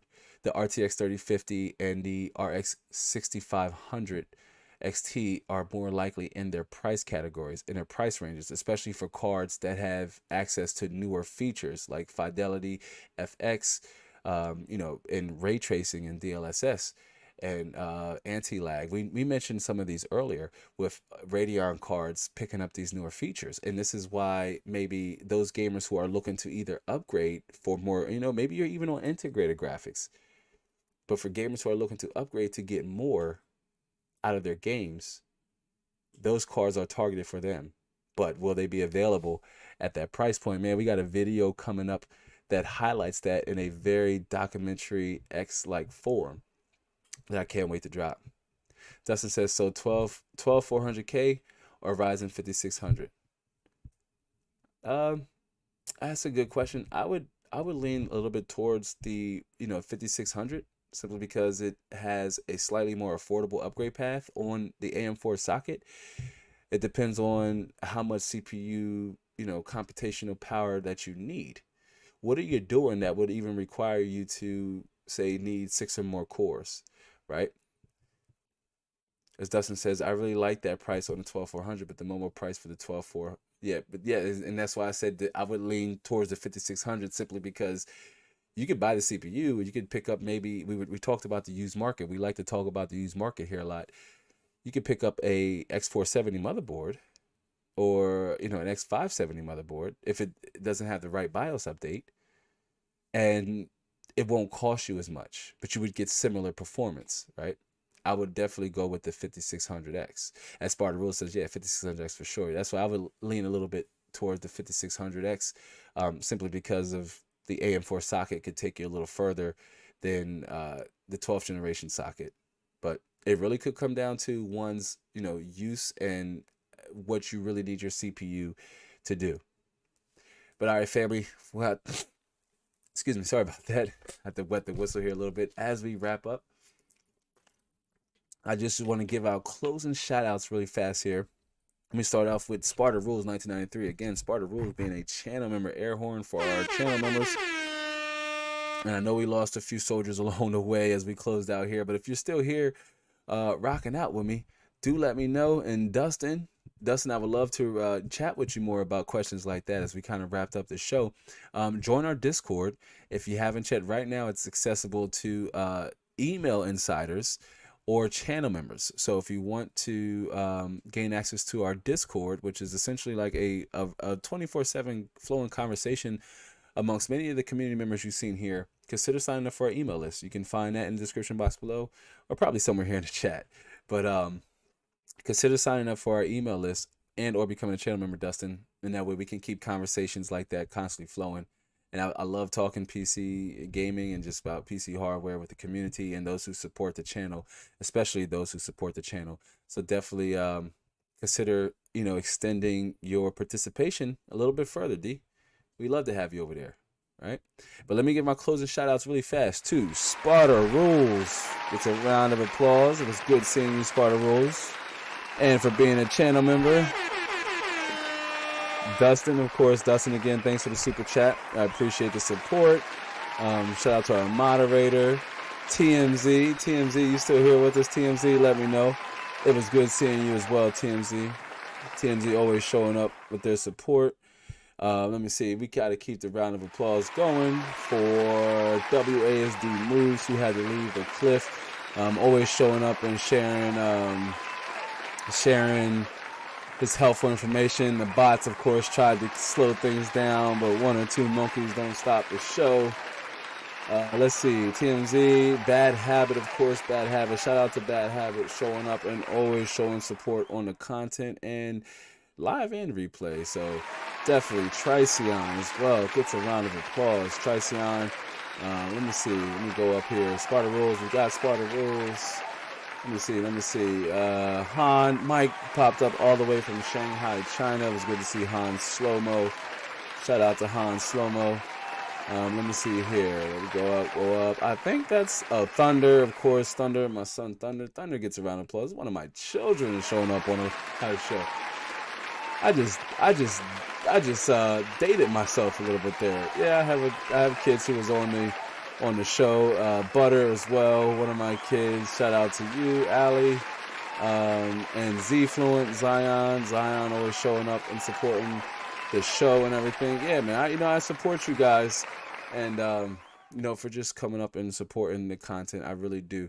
And you guys are awesome. You guys rock, man. As Dustin says to Sparta Rules, yep, thanks Spartas for being a part of our community. Yeah, Sparta Rules, being a channel member, being a master at that, man. Masters get special shout outs. Masters are essentially sponsors of all content here inside the lab. That's the highest tier of being a channel member. So shout out to, you know, our masters indefinitely. But hey, listen, fam, that's all for this one. If you haven't seen the post-credit scene, I highly recommend you stick around for that if you haven't seen it. But that'll be all for this one.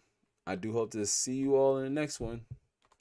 Hope we gotta get our music going here. I do hope to catch you all in the next one. Whether that's yesterday, today, or tomorrow. I hope to catch you all in the next one. So until then, be easy, y'all. Enjoy the end credit scene.